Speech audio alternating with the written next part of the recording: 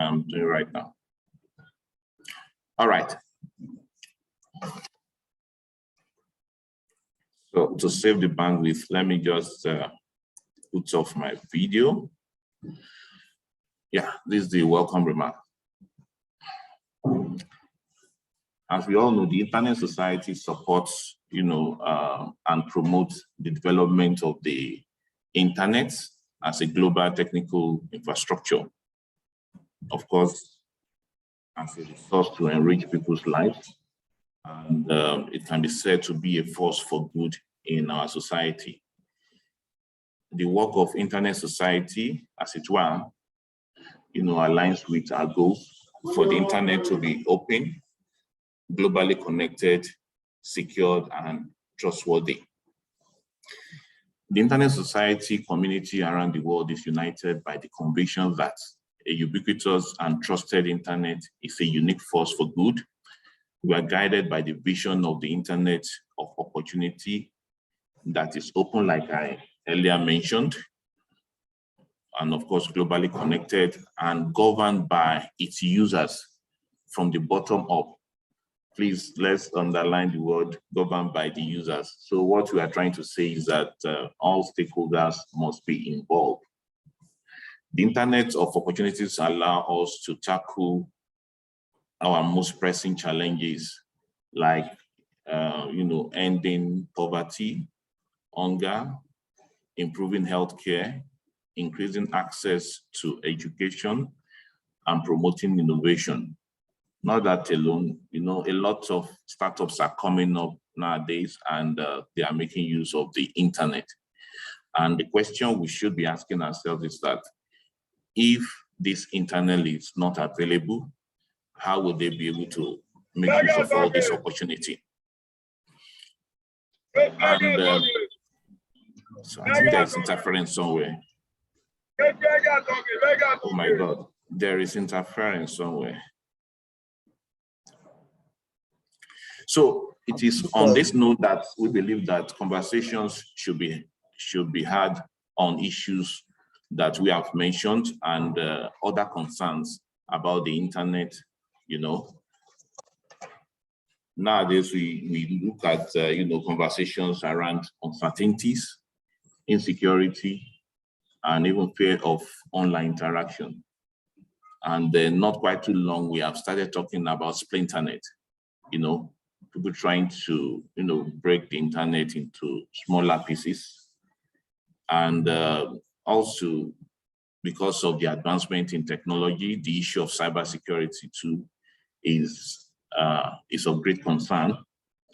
So we believe that to ensure people take advantage of the capabilities Internet access provides, a multifaceted effort to strengthen online trust is required.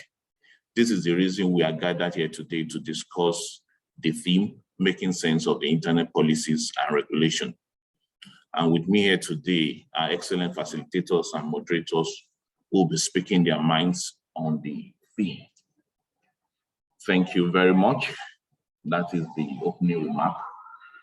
And now I want to introduce the moderators and the facilitators. The first on the list, however, in no particular order, is Dr.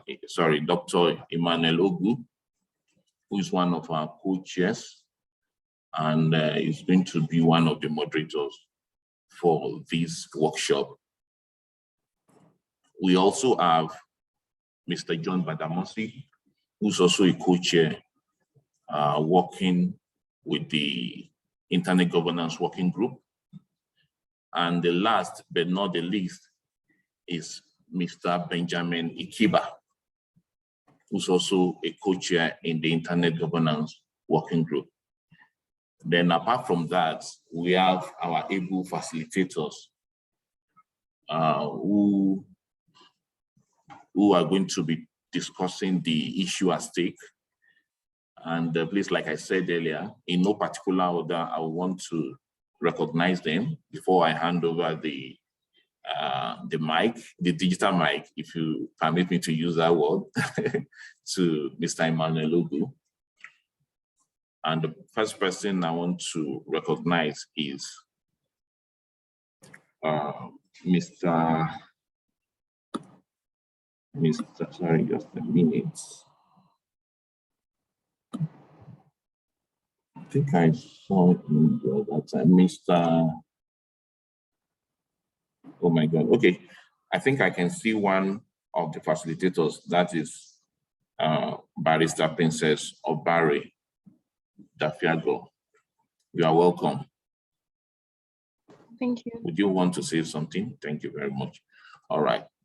Also on this call, as the facilitator, is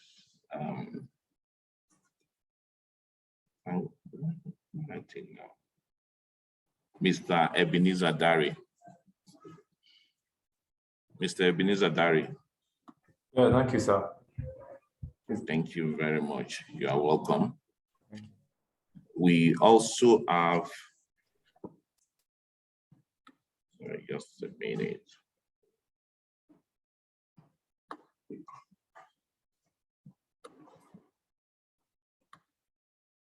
Sorry, I beg your pardon.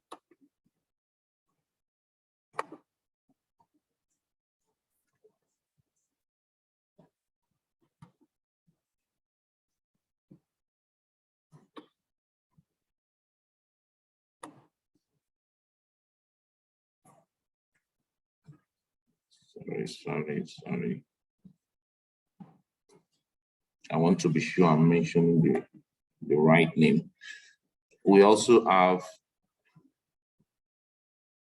Adama Isamade.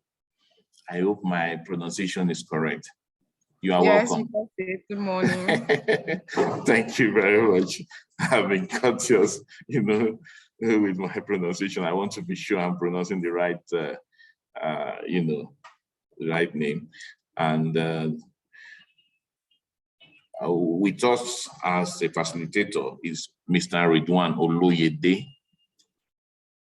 Mr. Ridwan? Hey, hi, everyone. Thank you very much for having me. You are welcome. It's a pleasure to have you on this call. All right. So without wasting time, I want to hand over to Dr. Emmanuel Ogu, who is going to be, moderating the next session. Thank you very much. Dr. Emmanuel, over to you.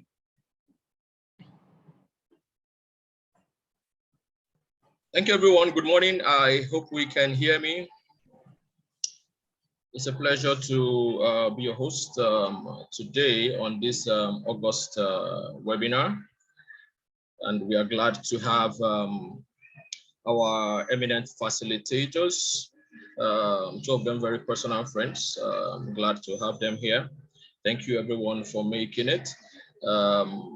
I would like to seize this opportunity to express the gratitude, appreciation of the Internet Governance Working Group to the executives of ISOC Nigeria for an opportunity like this and for all the support that had ensured the success of this event.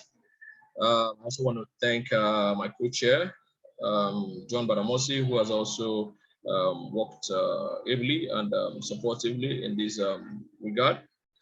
I want to also appreciate everyone who has made it out here today. It promises to be an enlightening event for everyone, and I'm glad to host you today. As we move ahead, I quickly want to share with you about the plan that we have as the ISOC Nigeria Internet Governance Working Group. If you're following the agenda, you would find that on the 8th slide. Let me put that up so that those who can't see, who do not have access to good internet connection can see my screen. Can you all see my screen, please? Yeah, we can see your screen now. It's still loading. Okay. It's still loading. Okay, just a second. I believe it's trying to bring that up. Okay.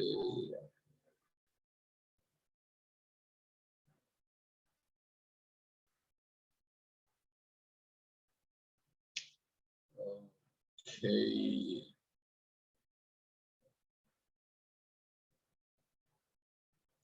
This should have been up by now.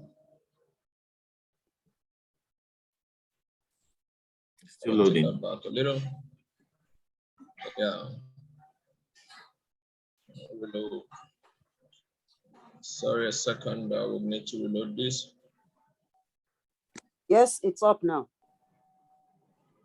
Okay, thank you. So, in the plan that we have or the plan that we have formulated as the Internet Governance Working Group of the ISOC Nigeria chapter is based on the recent happenings that we have seen play out in the Nigerian internet governance space with regards to the recently lifted Twitter ban and the impact that this had on the country as a whole and the economy of the country, and also the livelihoods and well-being and welfare of citizens at the grassroots. The Twitter ban was over 7 months long, and we saw how it sparked multi-stakeholder concerns about what a trend that the government was trying to set as an antecedent with regards to digital regulation in Nigeria. There were consequences that could have far-reaching implications for citizen government trust in what was already a rapidly deteriorating democratic climate that we saw at the time, or we have seen since that time, because much of the backlash and much of the aftermath we're still trying to grapple with even up to now. Now, this ban we saw, it represents one example of the realities that have punctuated the approaches of many African governments, not just in Nigeria, really. Approaches to regulating technology and digital spaces in recent times that have, we have seen it undermine the interests of other stakeholders who rely on an open and smoothly functioning internet in this digital era for business, for education, for information, and for various other purposes. And up to now, there are many sectors that are still trying to recover from the impact of this ban. And we have seen the necessity as a civil society wing of the player in civil society wing of this space. We've seen the necessity to arm ourselves or our communities with the aptitude that is needed to be able to reason through digital policy and regulations. Even though you may not have prior legal training, but we expect that at some basic rudimentary level, stakeholders and community members are able to reason through digital policy and regulations, and then be able to contribute to discussions in this regard. The importance of this cannot be overstated. In a democracy, in particular, where everyone's interest is on board and everyone's interest is at stake in communications and in discussions and decisions in this regard. And so we believe that this way we'll be able to amplify the power of advocacy against government regulation and policy. And then we're able to also have knowledgeable stakeholder voices discuss and resonate these issues at various levels so that we can be able to drive concerns up and across board when it has to do with all of these critical issues. It is in this regard that the Internet Governance Working Group of the Internet Society Nigeria chapter has structured this workshop. It's actually the first in a series of several workshops that will roll out in the course of this year. And this first workshop is focused on making sense of internet policies and regulations. And then we aim that netizens generally will be equipped with the aptitude for policy evaluation and analysis. And then after these, we are also going to see other parts of this training series unfold in the course of the year. And then we hope that at the end, our community members would be able to, would have gained the aptitude, would have gained the knowledge, the rudimentary know-how on how to discuss policy issues and then share insights about how it could affect our daily lives. Now, this is very important as we approach the next general elections in the country. We believe that everyone should be able to reason about these things and then take decisions in a more informed, in a more knowledgeable manner. And so that is the essence of why we are here today, and we are glad to have you all. To navigate this discussion today, like the VP introduced earlier, we have an erudite lineup of facilitators in no particular order. Actually, we have Obare Princess Dafiago, we have Ridwan Oloyede, we have Ebenezer Dare, and then we have Adama Isamade.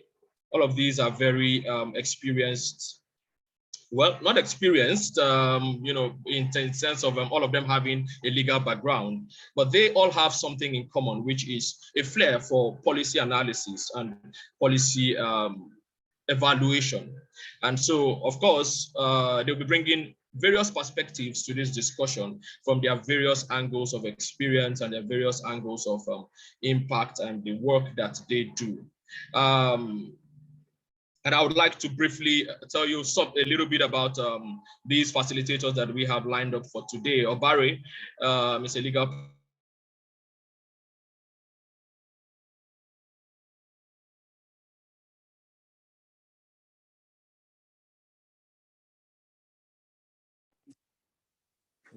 I think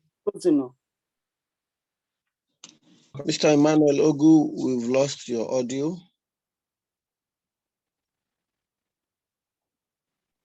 Okay, so I think there's a video. I think there's a challenge with connectivity because the screen is frozen and speaks volume. Mr. Ogu, if you can hear us, we'll be waiting for you. While we're waiting, Honorable Vice President, may we quickly recognize the presence of the head of the West African Internet Governance Forum, pioneer convener, Nigerian Internet Governance Forum, and also former president, Nigerian Internet Registration Association, in the person of Mrs. Mary Uduma.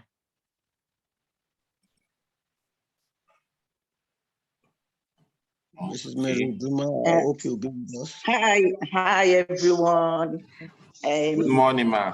Good morning. Thank you for having me. I saw the post and I got interested in what you people are discussing, and I know it's going to impact on us here in Nigeria on internet governance, and also would also come up with policy paper to share with the other stakeholders in internet governance. Thank you very much for the good work. I'm just here to listen. Thank you. Thank you, ma'am. It's a pleasure to have you. All right, I think Dr. Emmanuel is back. Over to you. Yes, sorry. So these are the realities of part sorry, of the may I just advise, Dr. Emmanuel, could you put off your video? Perhaps maybe that may help us to save some bandwidth and probably have a seamless, communication. Okay. Yes. Thank you very much. Done. Yes. So I'm putting up my screen again. Please let me know when you can see that, so that.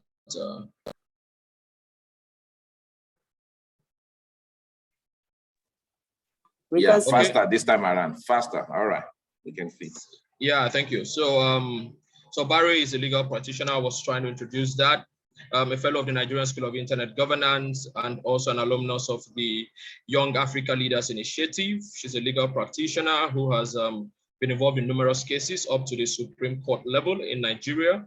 And she offers pro bono legal services in Nigeria to NGOs and society members. And then we have, next to her, we have Mr. Ridwan Oloyede, who is co-founder of Tech Hive Advisory. Tech Hive Advisory is an organization that provides research and communications in policy work, and he currently leads the technology policy team, provides advice on information technology policy, data protection, privacy and laws, digital health, digital ethics. Mr. Ridwan is a fellow of the Information Privacy and Information Association Professionals. And then he's also an expert listed with the Data Protection Unit of the Council of Europe. And then we have Mr. Ebenezer Dare, who is a leadership coach, a tech entrepreneur, He founded JustNet Technologies Limited, and he serves as a member of the board of directors. He's a member of the Nigeria Internet Registry Association and ISOC Nigeria. He trains business owners and then continues to support small and medium scale businesses across board with the work he does at JustNet Technologies Limited. And then there is Adama Isamade, who is a practicing lawyer. And then she also provides legal counsel and legal advice to stakeholders. She has a special bias for gender and digital rights, and has been featured as a research consultant with many organizations. She's a dispute resolution expert with many years of experience in mediation and arbitration. And then she's a writer by passion, and continues to disseminate knowledge through the pen and through the work that she does. Then quickly, I would like to hand over the floor to Princess Obare Dafiago, who would take the first panel slot on the presentation. Princess, you have the floor now. Thank you, and your presentation slide is coming up in a second.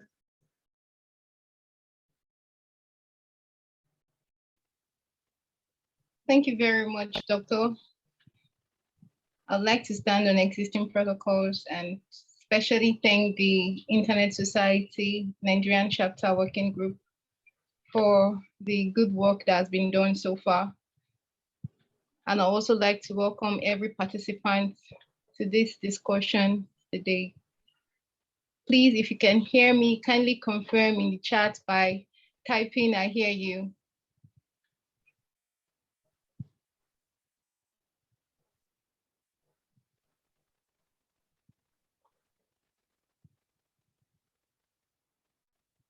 Okay, okay, so Mr. John hears me. Thank you.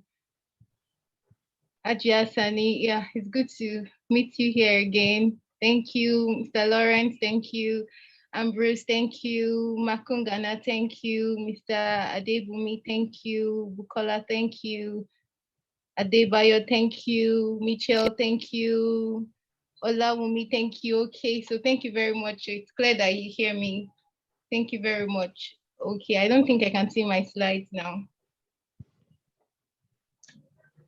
Yes, I'm bringing that up again. A second.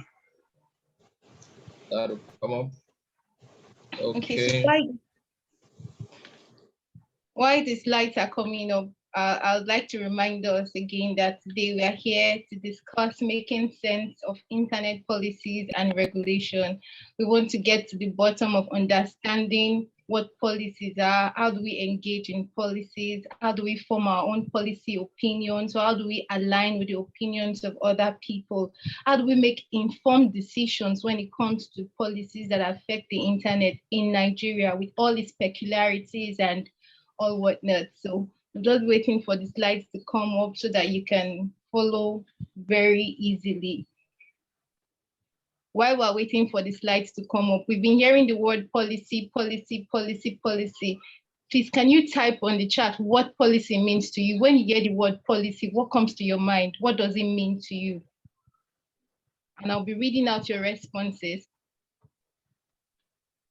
What does policy mean to you? When you hear the word policy, what comes to your mind? What is the first thing that comes to your mind, especially in Nigeria? Okay, so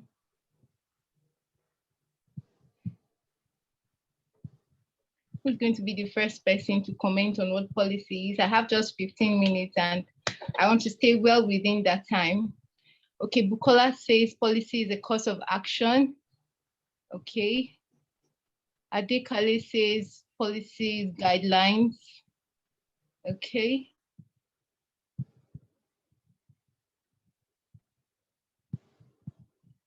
Okay. Mr. John says is the principle of action adopted or proposed by an organization or individual.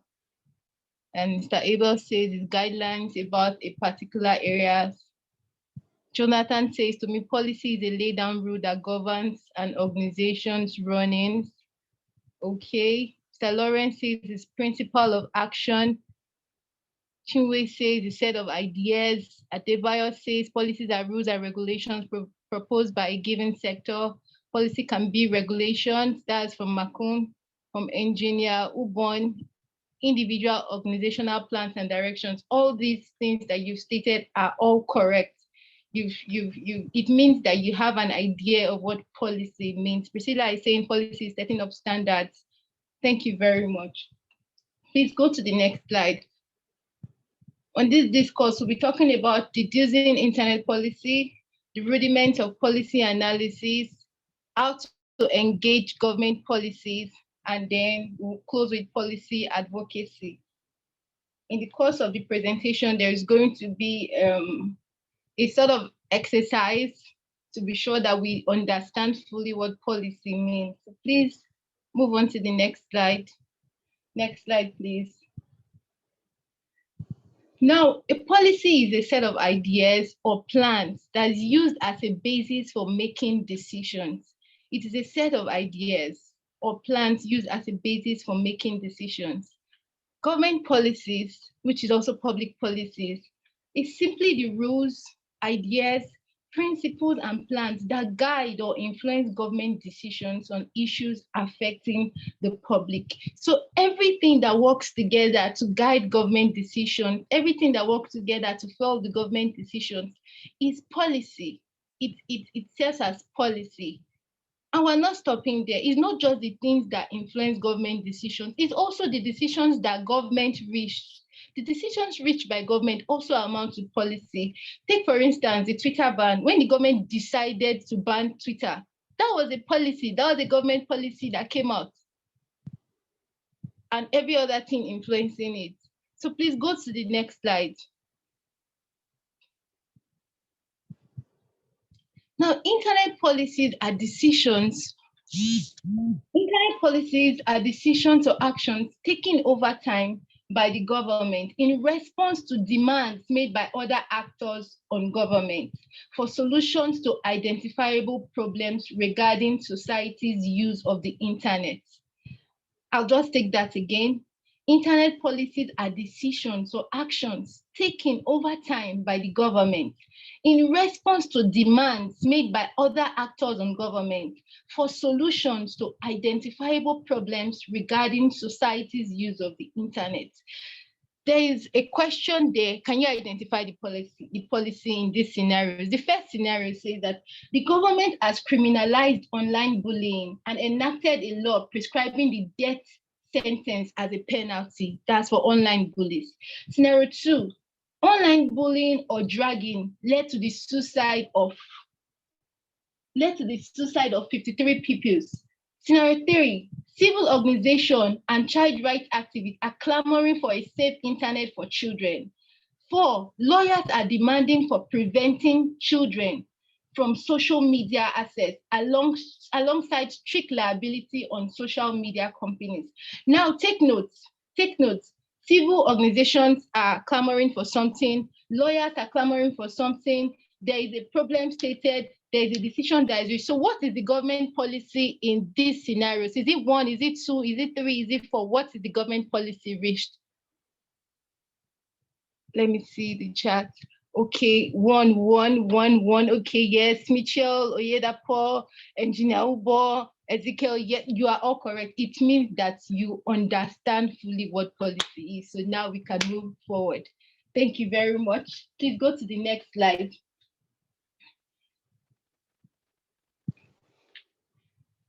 Go to the next slide. Okay, yes, this slide. Thank you very much. Thank you very much. Okay, so how does the government go about making policies? What is in their mind? What is the process? How do they go about making policy? First is to identify the problem. Remember the scenario I painted earlier? There was a problem. What was the problem? The problem was that 53 pupils died from online bullying. So online bullying was a problem. So the first thing is to identify the problem specifically. When dealing with policy making, the problem must be specifically identified. Because if the problem is not specifically identified, you will not be able to get effective solutions to the problem. It's just like a person that is ill, and let's say the person has okay, should I use COVID, and the person is sneezing and having flu, and then you're thinking the problem is flu, that, oh, this person is having flu, and oh, you want to start treating flu. You know that you cannot treat that person effectively because flu is just a symptom of the problem. It's just like the 53 people that died. If you say, oh, want to stop people from dying, students should not commit suicide again, that's what we'll be facing. The government will be missing the point, because the fact that they died is not the actual problem. The problem is that there is something that occasioned that death. It's something that caused that death, and that thing is online bullying. So the government has to identify the problem specifically. Government or stakeholders have to identify the problem specifically. Then what do you do next? You get the government to consider the problem.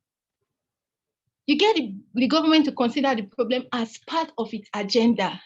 There are a lot of problems that are besetting the country in Nigeria, especially on the internet space. We have the issue of freedom of expression, people clamoring for the freedom of expression of Nigerians on social media, that the government is trying to clamp down on the right to freedom of expression. That's the problem. So how do you get the government to consider the problem as part of its agenda? That's something we'll discuss going forward, but I'll just run now. Then after getting the government to consider the problem as part of its agenda, you also have to put forward solutions to the government, because you cannot just leave it in the hands of the government to look for the solutions. I'm sorry to say this, but sometimes it seems like the government does not really have the interest of its citizens and netizens at heart. That's what it's been seeming this past few years. So you also have to have the solutions to offer alongside getting the government to put the problem in its agenda. It's just like submitting a proposal. When you're submitting a proposal, you're letting them know that this is the problem your company is facing at this time. This and this is what we can do. These are the solutions that we can provide to you. So it's holistic. It's not just going to be in parts. And after giving them the solutions as well, the next for you to do is to make sure that all or some of the solutions may be adopted. Ensure that one of the solutions that you have given is able to scale through to adoption. Once it is adopted, the government will go ahead and either give an executive order or make a law. Something is going to come out of it, and at the end of the day, it will be implemented. And after implementation, you can now talk about evaluating the policy.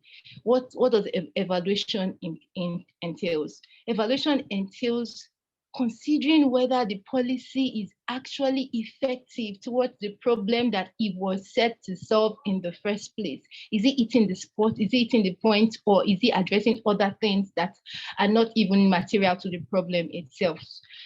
And I said a case study here is the 7 months Twitter ban. Now, what happened? Can anybody recall what happened before there was a Twitter ban? The president made a post on Twitter, and according to Twitter's policies, the post violated Twitter's policies, and Twitter took the post down. Twitter took the post down, and the president was not happy about it because he felt like Twitter was trying to regulate and undermine the authority of the president. Now, this reason was not given explicitly as the basis for shutting down Twitter. But before we knew, we saw our government swung into fast action. Our government did not delay in banning Twitter and ensuring that Nigerians did not have access to Twitter. I myself did not know that Nigerian government can be this swift. Like, I had no idea that we could be this swift. It was so swift and fast. And I tried to access Twitter. I cannot access Twitter. Now, there's a question I need you to ask yourself as a person interested in policy. The decision of the government to ban Twitter, was it reasonable in the circumstance?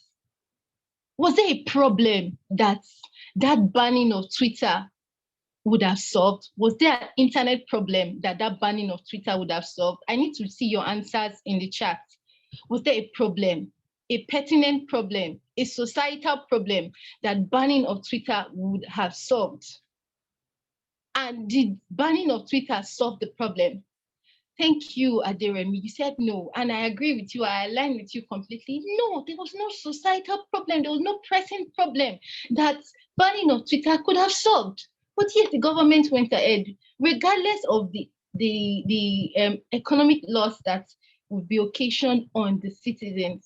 The government went ahead and banned Twitter. So we see that it's not just enough that policies are made. We have to ensure that the right policies are made, and we also have to ensure that we evaluate the effects of this policy, whether the policy is actually fulfilling the goals that it was set to achieve. Please go to the next slide. I hope I'm still within time. Then the stakeholders, when you talk about policy making, there are stakeholders, people that you cannot, the government for sure is a stakeholder that you cannot, is a key player that you cannot sideline. The government is almost at the fore of public policies, internet policies, anything that has to do with policy making in the country. The government is always at the fore of it, because at the end of the day, the government has almost the final say to push out the policies. And also we have the citizens. For internet, we will say the netizens, which is citizens on the internet. Citizens here mean you and me individually. I'm not talking about as a group, I'm talking of individually. Then we also have interest groups. Interest groups in this balance are CSOs, that are civil society organizations, like your internet society, non-governmental organizations, and a host of others. We have political parties as well. I don't know if anybody is wondering why political parties is on this list. Political parties is on this list because most times before your political party sponsors a candidate, they already have an agenda they want that candidate to go there and fulfill. And you might be surprised how if the political party is actually thinking rightly towards the growth of the society, towards the all-round progress of the society, you might be surprised how the person that goes there to represent them would actually do well in bringing out good policies. Then we also have public and civil servants. These are the people that are in charge of implementation. These are the people that ensure that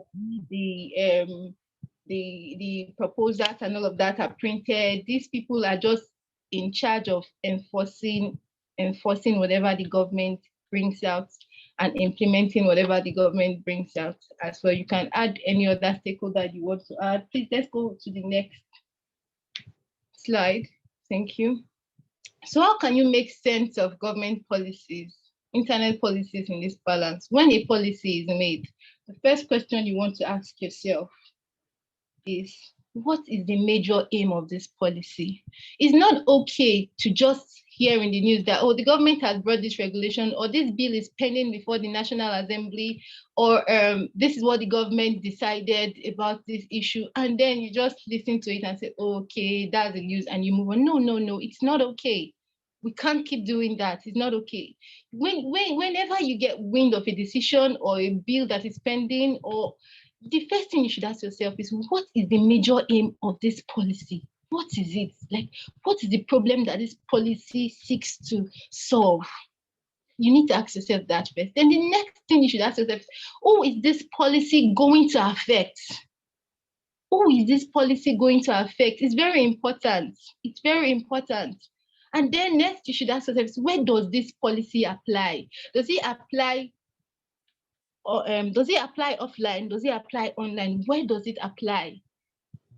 Is this policy in tandem with existing laws?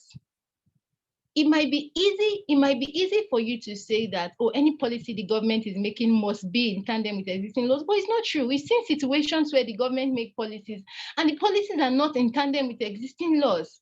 They are not. I keep referring to the Twitter ban because it's something that every one of us can relate with. The Constitution of the Federal Republic of Nigeria is to the effect that Nigerian citizens have freedom of expression via any medium, and Twitter is one of the medium of expressing yourself. But what did the government do? The government bypassed the provisions of this law in this regard and banned Twitter, thereby clamping on the rights of Nigerians to freedom of expression via the medium of Twitter. So sometimes the policies that the government bring out are not in tandem with existing laws. There was also an issue that we challenged in courts recently and got judgment from the Supreme Court. The government made an executive order, the president, stating that state governments would finance the recurrent expenditures of courtrooms in Nigeria. And we're like, no, this provision, this executive order 10 is contrary to the provisions of the Constitution. And we went to the Supreme Court, and the Supreme Court gave us judgment that no, it was supposed to be the federal government that would finance recurrent expenditures of state courts, of all superior courts of records. And that is one in the back. So it's not every policy that is made by the government that is in tandem with existing laws. So you might want to check, is this policy in tandem with existing laws? Then what are the advantages of this policy? And then what are the disadvantages? After outlining this, ask yourself, which outweighs the other?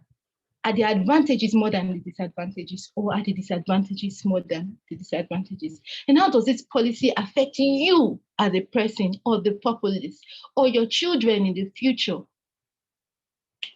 Please go to the next slide. So you must ask yourself this question. When you are able to answer these questions, it's easy for you to make and form a policy opinion, or it's easy for you to align with an existing opinion. When the Twitter ban was made, we had people on different sides. We had majority of people saying that this was bad, criticizing, and there were some people who were trying to support the government for what they were doing on the ground that the government should not be toyed with. Americans, they don't respect the Nigerian government because it's a Black nation. And so this was a good way to tell them that, yes, we are sovereign. And also there are people who also supported the government when this happened. So you have to weigh advantages and disadvantages and form your own opinion and decide on what to stand with. Then, okay, the next slide is rudiments of policy analysis. I've been told they have just 5 minutes left. Okay, so I'm just going to wrap up. So policy analysis is the art and science of determining which public policy from among alternatives will most likely achieve a determined set of goals. That, according to encyclopedia.com, you have different alternatives. And now when you're making policy analysis, you have to now start checking which of these alternatives will actually meet the set goals.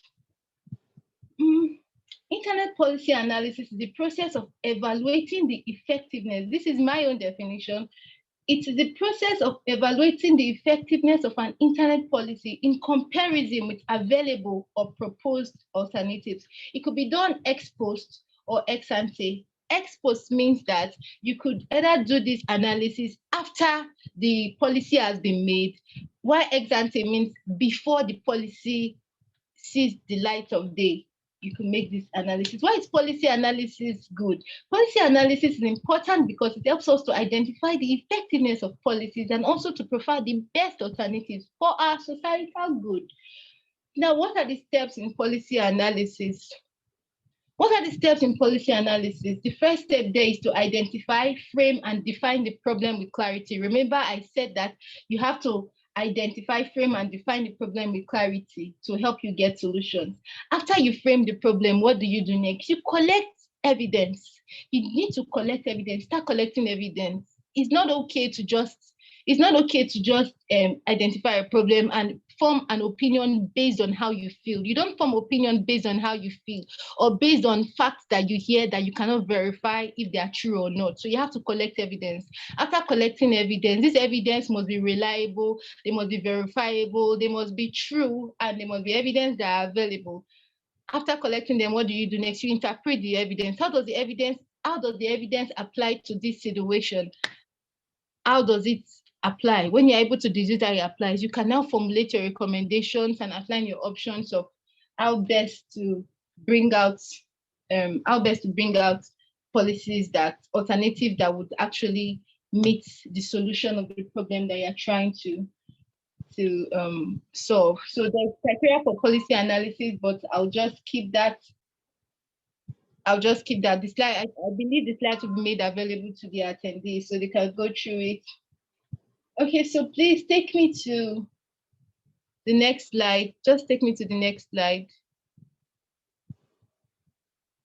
Please continue take me to chapter 3 of the slides because I don't want to take too much time. Okay, so internet policy engagement. What does internet policy engagement mean? It involves active participation in the policy-making process for the betterment of the internet. So gone are the days where we would not participate. Gone are the days where we just sit and wait for laws to come. We need to engage in policy making. We need to be actively involved. This envisions collaboration of government, stakeholders, communities, and citizens to achieve societal goals towards solving an existing or future internet challenge. So what do you consider when you are engaging in internet policy? What do you consider?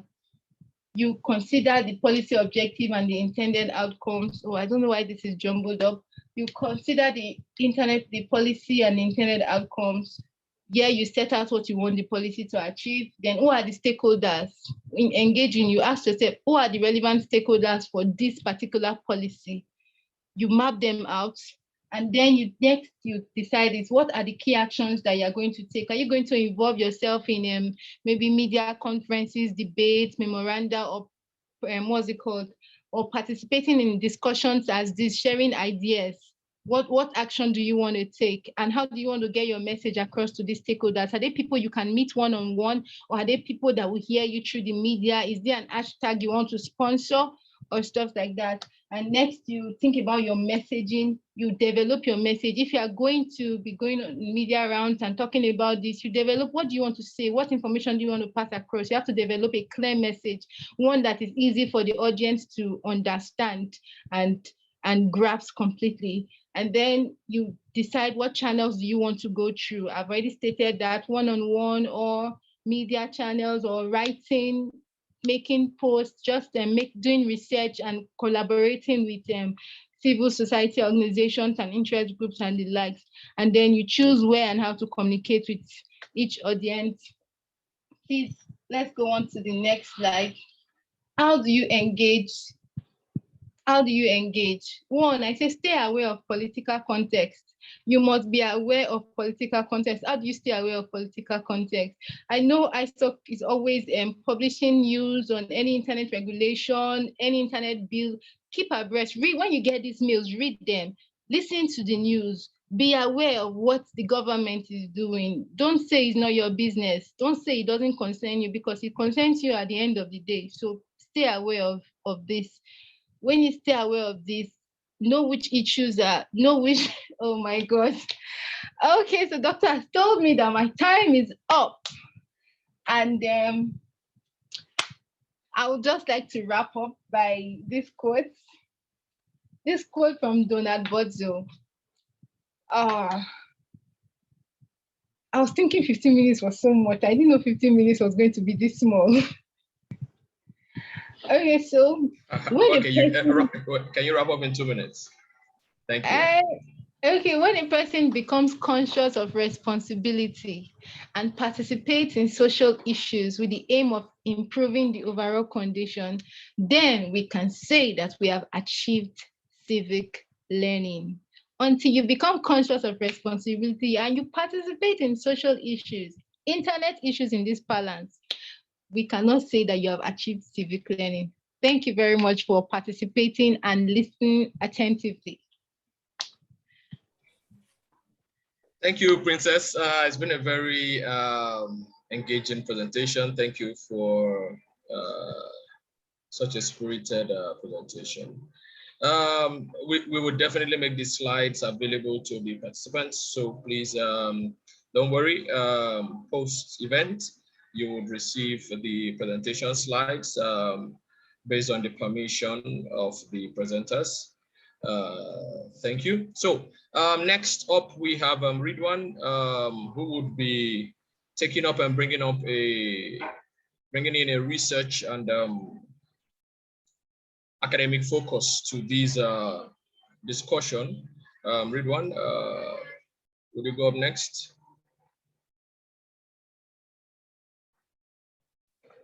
All right. Hi, everyone.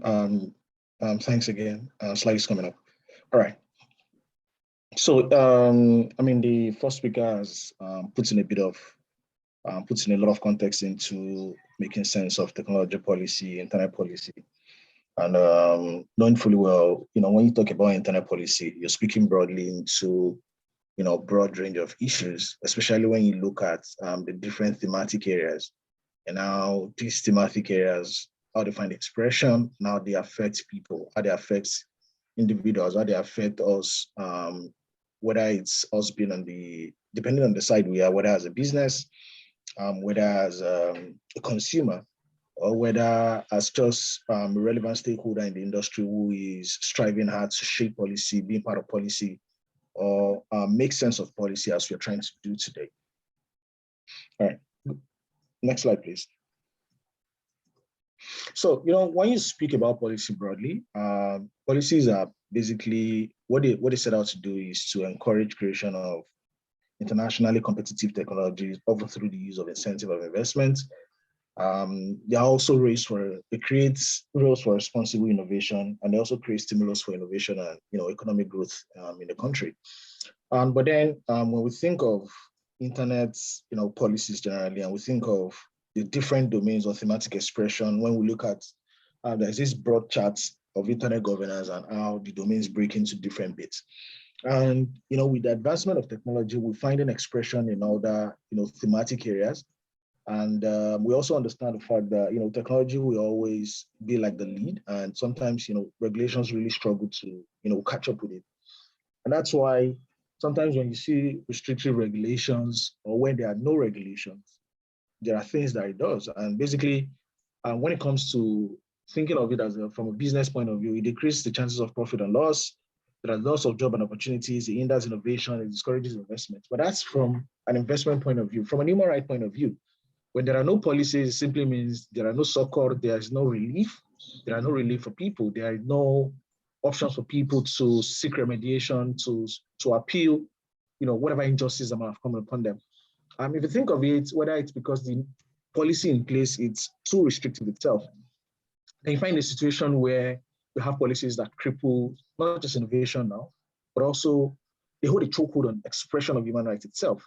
So the point we're making here is when you have a bad policy or you have zero policy in place at all, there are really no incentive for it. Of course, you can make arguments where there are no policies. It simply means people are able to build in the space. But that's really not so much of an incentive if you look at it from a human rights point of view, because if there's a thematic area, there's a thematic expression of what human rights should be, whether on the internet, whether it's about how we leverage technology to express ourselves, to participate in the digital space, or just being a digital native itself. What you find in the situation is, so think, for example, in a situation where you live in a country without, let's use data protection as an example. Without a data protection law, it simply means whatever violation of your rights, there are no reliefs for you. If you live in a country where there are laws, or maybe the way the law is drafted in such a way that it's really hard to make sense or really get grasp of things like IoTs, things like smart homes, evolving nature of large use of facial recognition these days. What you then again is, when there is misuse, when there is an abuse, when everything goes south, nothing left for you, like literally nothing to place the right on itself, to find expression, to seek relief.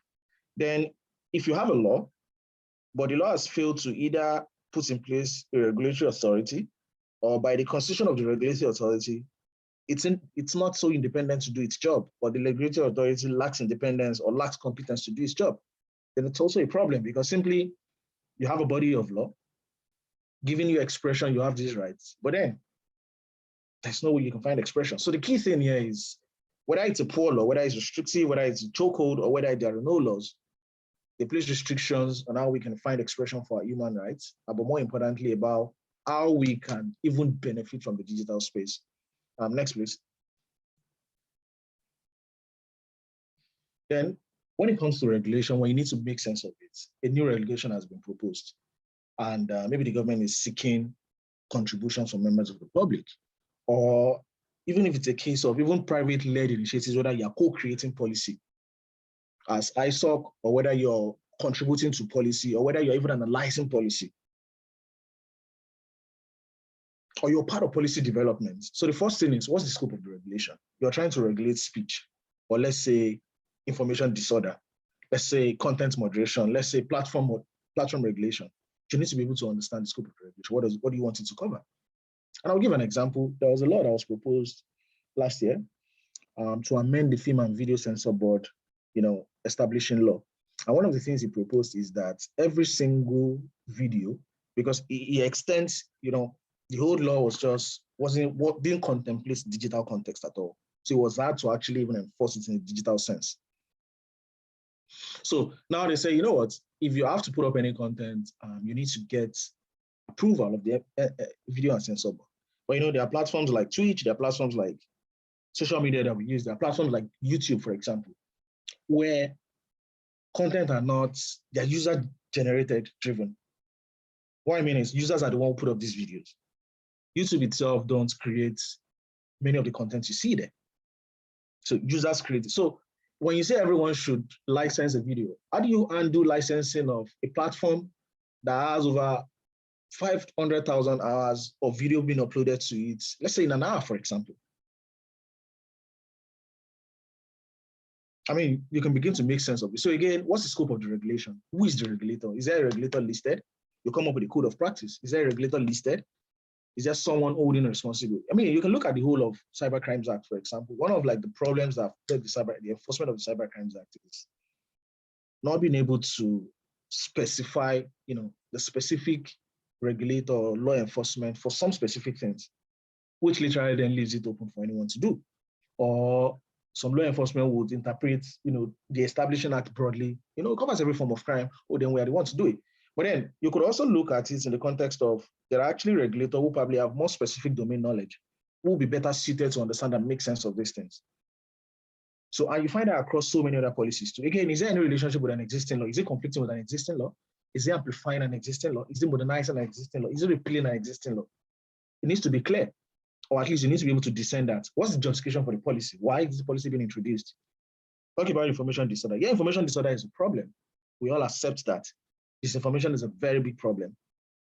But then, what's the best way to regulate it? Do you say nobody? Then who defines it? What happens when the government itself is responsible for disinformation? Who enforces the law against the government itself?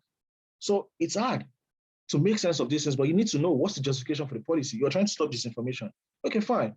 Then what kind of speech do we recognize? What kind of speech do we say we don't recognize? Do we have to allow context come into place? Or do we just define things rigidly? Or do we just leave it to the court to make sense of it? Then what are the key provisions? What are the new obligations? What are the responsibilities in the posting? Is he asking you to file an annual report? Is he asking you to publish a transparency report? Is he asking you to start doing some things? Or is he amplifying existing responsibilities? Then what are the top line impacts? As a business, as a stakeholder, whether as a citizen, from a human rights point of view, as a civil society, we all need to look at what's the top line impact. If that bill or that code of practice passes today, does it mean we can't tweet freely anymore? Does it mean we can't express ourselves freely anymore? Does it mean the government is taking away encryption from us? These are things we need to be able to make sense of when you look at a policy. Then what is the definition section? It's always very important. For those who are lawyers and who have experience negotiating agreements, one of the most important part of the standard contract is always going to be the interpretation section. And pretty much for a policy too. How has it defined who the regulator is? How has it defined who a minister is? Which minister is it specifically referring to? How has it defined the age of a child? You need to be able to make sense of these things because again, whatever the definition it imposes has bearing on how the law itself will be interpreted. An example is, think of the Cyber Crimes Act again. Think of the provision on cyber stalking. What's used there are not defined, which means anybody can wake up to say, okay, you've done this. The speech, I mean, I don't like it. It's inciting. Who defines what is inciting? These are not things that are cast in stone. These are things that you have to look at on a case-by-case basis. Context applies. Anybody can be incited, anybody can be angry about something. But does it mean, so again, loosely defined or probably not even defined at all. Then what are the action points? So what do we need to do? Do we need to contribute to it? Do we need to attend public hearing? Do we need to write about it? Do we need to make noise about it? And that's where the advocacy kicks in. Do we need strategic litigation to challenge a bad law? Because again, the best time to correct a law is before it's made. The next time is, okay, maybe when you can challenge certain provisions for being bad. Next slide, please. So what are the regulatory pain points? Some of the key regulatory pain points, from what policies are basically, lack of clear and harmonized law, scattered here and there, or maybe the law is not even up. It's not even existing at all. Disruption and displacement divide, regulatory uncertainty and volatility. You can see some regulator doing this, another regulator at the federal level doing this, state regulator trying to do it, or even the fact that they can just wake up one day, say, oh, everybody, every social media platform must be registered. No guidelines on how to complete the registration, just a newspaper advert. No law, no formal law even embedding or authorizing them to do all of this. And the next thing is digital orthodox. The law was conceived in a part where there wasn't internet, where there were no digital platforms. It finds no specific relevance into the digital space, which context again differs. Arbitrary extortion, we find multiple taxation, local government level, state government level, everybody just trying to make milk. And now with increasing government, interest in digital services, it even begins to make sense. State governments are creating regulations that are mandating organizations to be licensed and registered within their states. There's a federal regulation saying something completely different. Then you have chaos. As a compliance person internally, you look at your regulatory dashboard and you see something is saying you should do something within 14 days, something is asking you to do within 30 days. When a request comes in, you're not sure what particular law the request is based on. Then scramble for control between regulators. This is always, today, the Lagos State Film and Censor Board say, oh, if you shoot any movie in Lagos or you create any creative content in Lagos, you have to pay 5% levy. People went to court. Court said, no, they don't even have the power to impose that.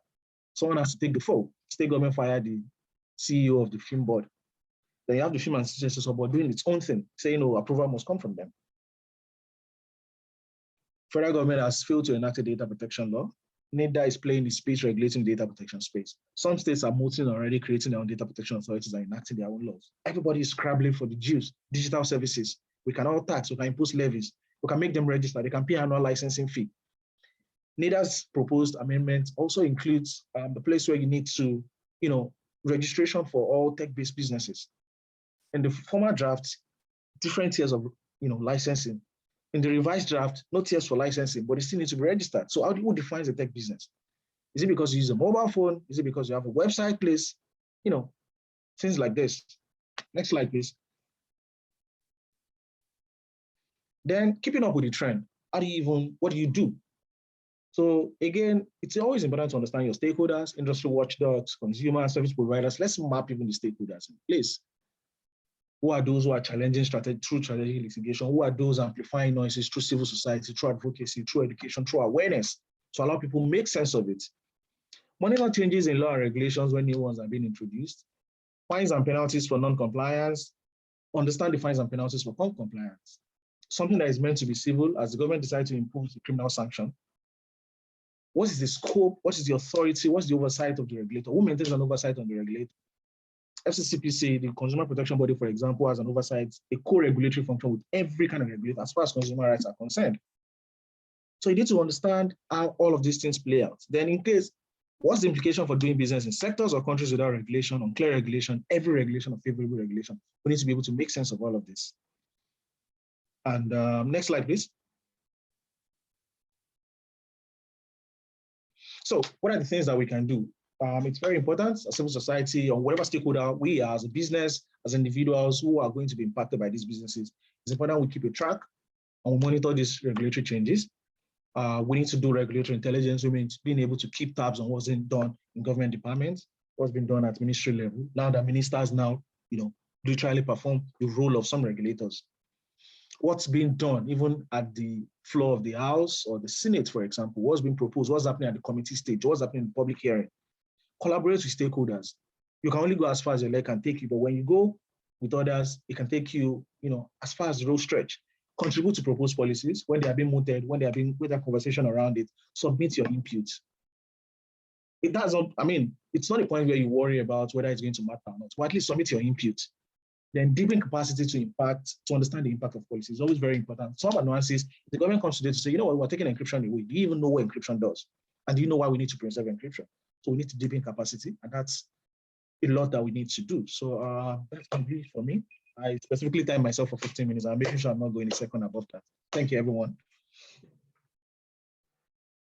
Thank you, Ridwan, for such an insightful presentation.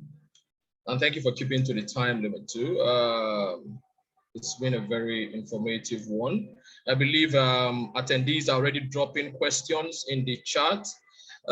Please, if you have questions, put them in the chat. I'm sure the questions are already burning in your minds by now.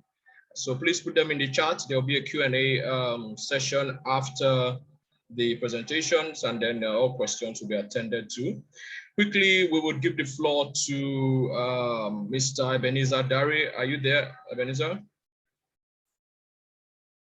Yes, I'm here. Oh, okay. Go ahead and project my screen, or they will do that for me. You can, if you want to do that.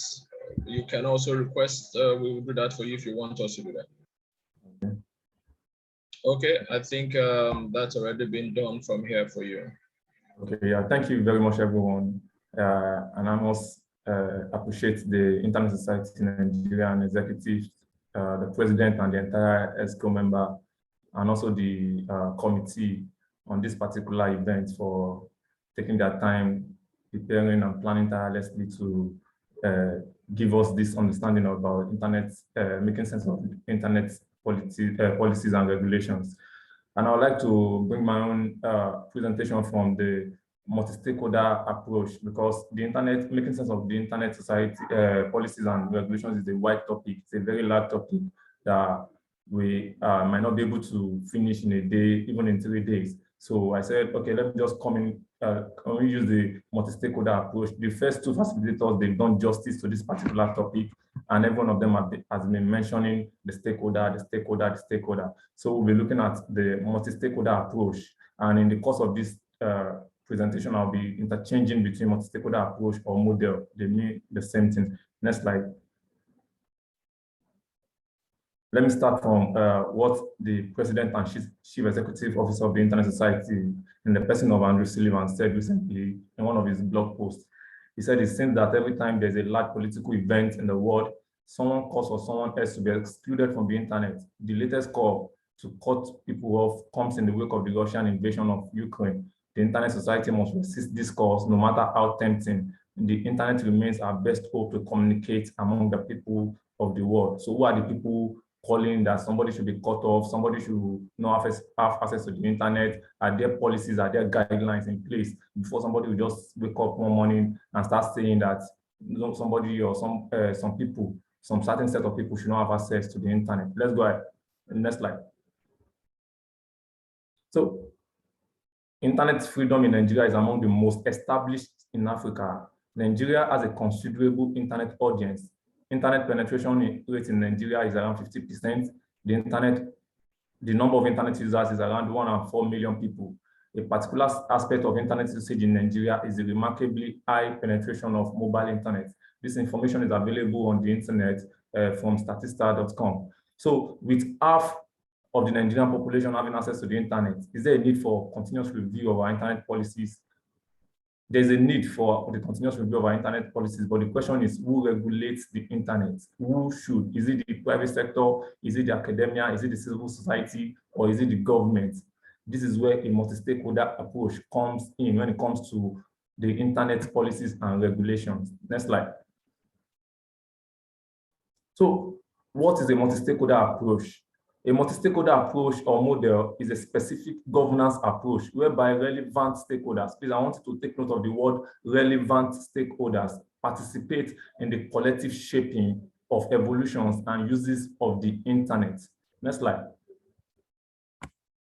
So we're talking about the government, which is the hierarchy, just like Barrister Obare presented during our presentation. The government, they are always the hierarchy. Then we have the private sectors, which is the market. We have the civil society organization, everybody coming in with their competence, with their control, with their legitimacy to form the internet policies and regulations. That's what the multi-stakeholder approach to internet policies and regulation is all about. Next slide. So, but while I was preparing this presentation, something popped up in my head and I was asking myself this question. I said, Nigeria and internet policies, where are we when it comes to internet policies in Nigeria? It's not as if we don't have internet policies in Nigeria, we definitely have. But Nigeria has different internet policies for different sectors. The telecommunications sector has their own, information technology, the broadcasting, the postal services, everybody have their own policies. And while the federal government agencies and the ministries, they've tried over the years to harmonize these policies, but many of these documents are still independently engaged. I remember back in 2011, during the time of one of the former Minister of Communications, in person of Ms. Omobola Johnson, she tried to set up a committee then to harmonize the different internet policies that we have in Nigeria at the time. And the committee, they actually made some level of progress, but due to lack of continuity and different governments coming in, before you know it, everybody went back to their independent policies. They started engaging their policies independently.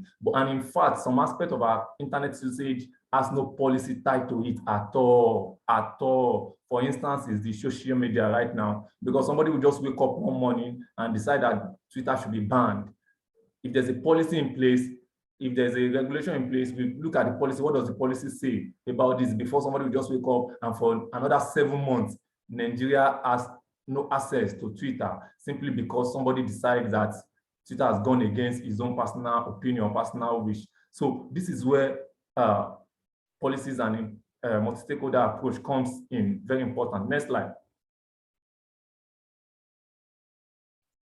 Next slide. So why do we need multi-stakeholder model, or why do we need multi-stakeholder approach? It helps our decisions, it helps the decision we are making to impact a wide and distributed range of people and interests. We are reaching different people. There are overlapping rights and responsibilities across sectors and borders. There are different forms of expertise that are needed, such as technical expertise, legal expertise, and legitimacy and acceptance of decisions directly impact implementation. So the multi-stakeholder approach allows us to protect and further develop the complex systems that we rely on while we continue to work on those systems, or while those systems continue to work. Please, next slide. So international organizations, foreign governments, they are already adopting the multi-stakeholder approach. Multi-stakeholder decision-making started as a form of collective decision-making that allowed the internet to evolve. It is a driving day-to-day work and strategic direction in what we used to think of as largely intergovernmental decision-making bodies. In 2005, the United Nations General Assembly agreed to organize the World Summit on the Information Society in a multi-stakeholder way. Since then, many international and multilateral organizations have publicly endorsed the multi-stakeholder approach as a way to do internet governance. If you want to do internet governance, then we need to look at the multi-stakeholder way. Interestingly, the public and private sector organizations that rely on the internet are adopting not just the internet technologies, but the internet way of doing things, which is the multi-stakeholder approach. Next slide. So we look at the shared goals and method. The goals is to sustain the open, distributed, and interconnected nature of the internet and the key features integral to its success. We need to ensure policy decisions achieve the following. Number one is to maintain the security, the stability, the resilience of the internet. The next one is to support global interoperability and an open and collaborative architecture.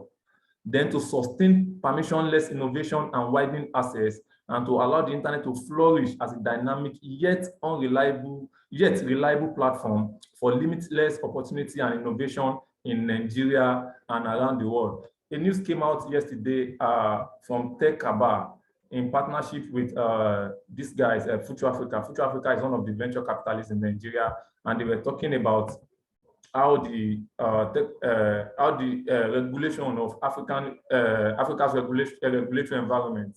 In the research, Tech Kabar and Future Africa, they tried to establish a benchmark for tracking how regulation is evolving around Africa's leading countries in terms of startup, in terms of technology, in terms of venture capitalist activity.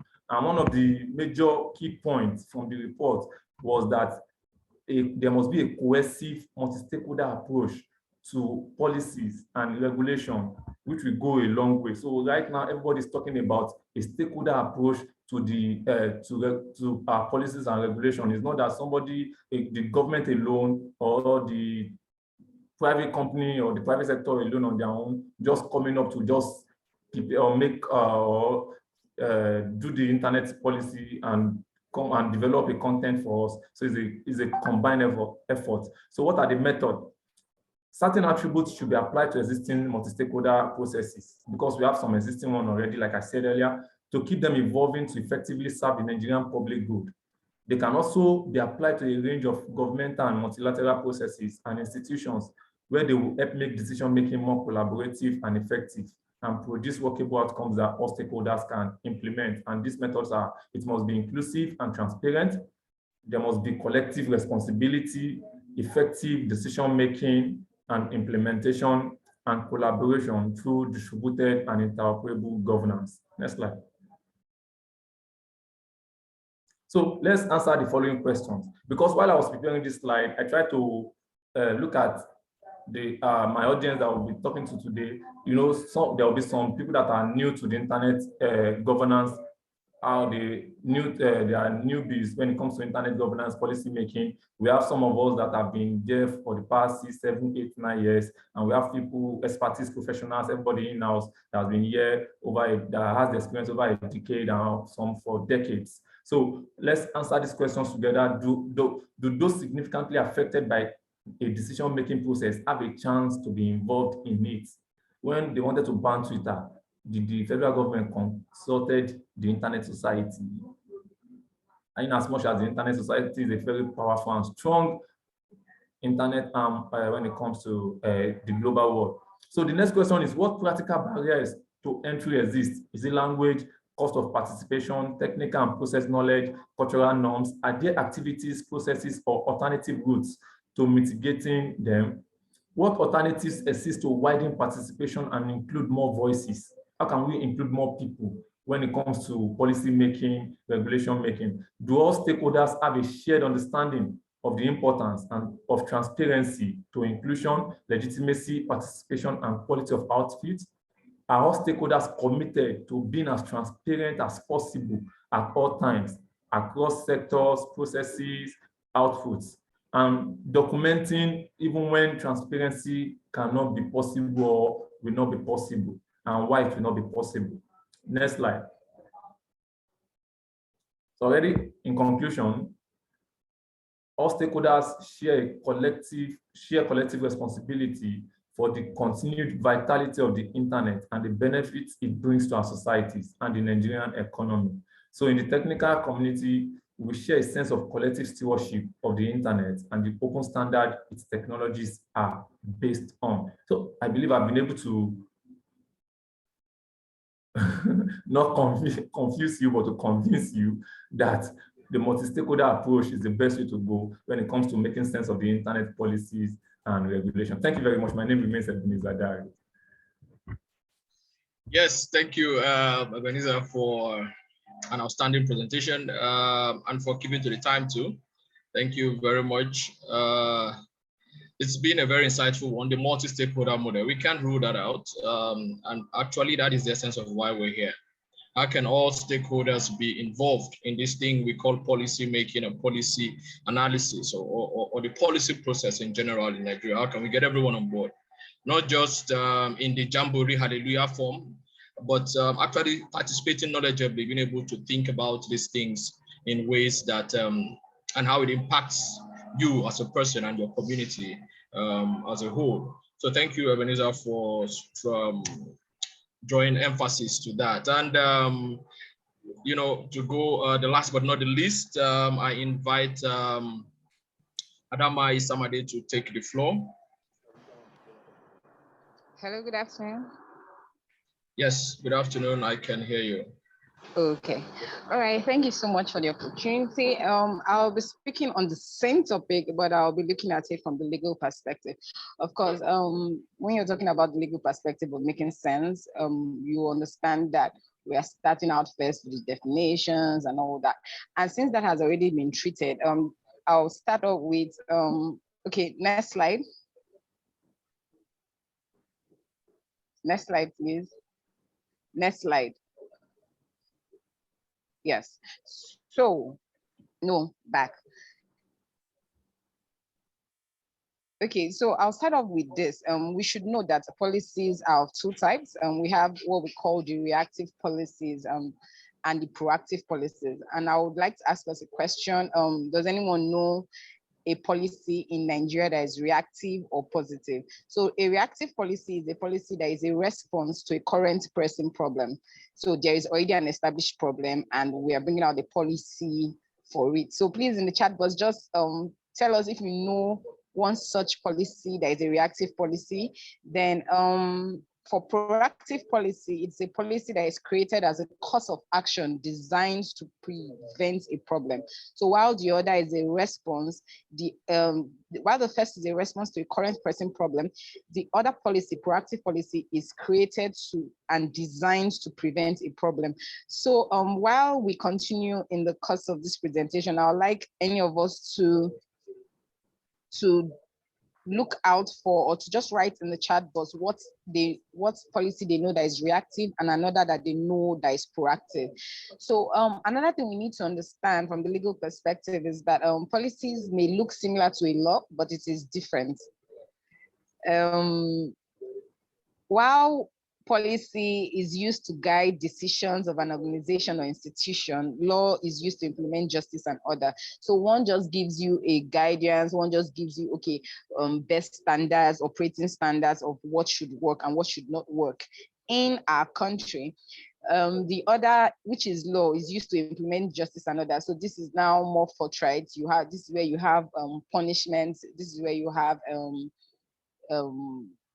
this is where you have punishment. This is also where you have reward. So it's like a reward and punishment model. That's for the law. While policy is a plan for action, a law is an established procedure or set of standards that must be followed. So policy gives you a guidance on what we need to do and what needs to be done and what may not need to be done at any given situation. But for laws are, you must follow this for you to get this. So they're already established. There are things that are in the ground norm. There are things that are aligned with the ground norm of the country, which is the Constitution. And there are things that give you a reward and punishment model. So an example of a policy can be the National Gender Policy or the NDPR, which is a regulation, but it's also a policy. While a law can be the Violence Against Persons Prohibition Act, or the NCC Act or the NITSDA Act. So while one always may have policy or regulation at his back, the other has act or law at his own back. So next slide, please. How to understand government policies. So since I'm going to come from the legal perspective, I would also like to dumb it down, because I understand that for you to be able to understand a document, the document must be as simple, as concise, and as clear as possible.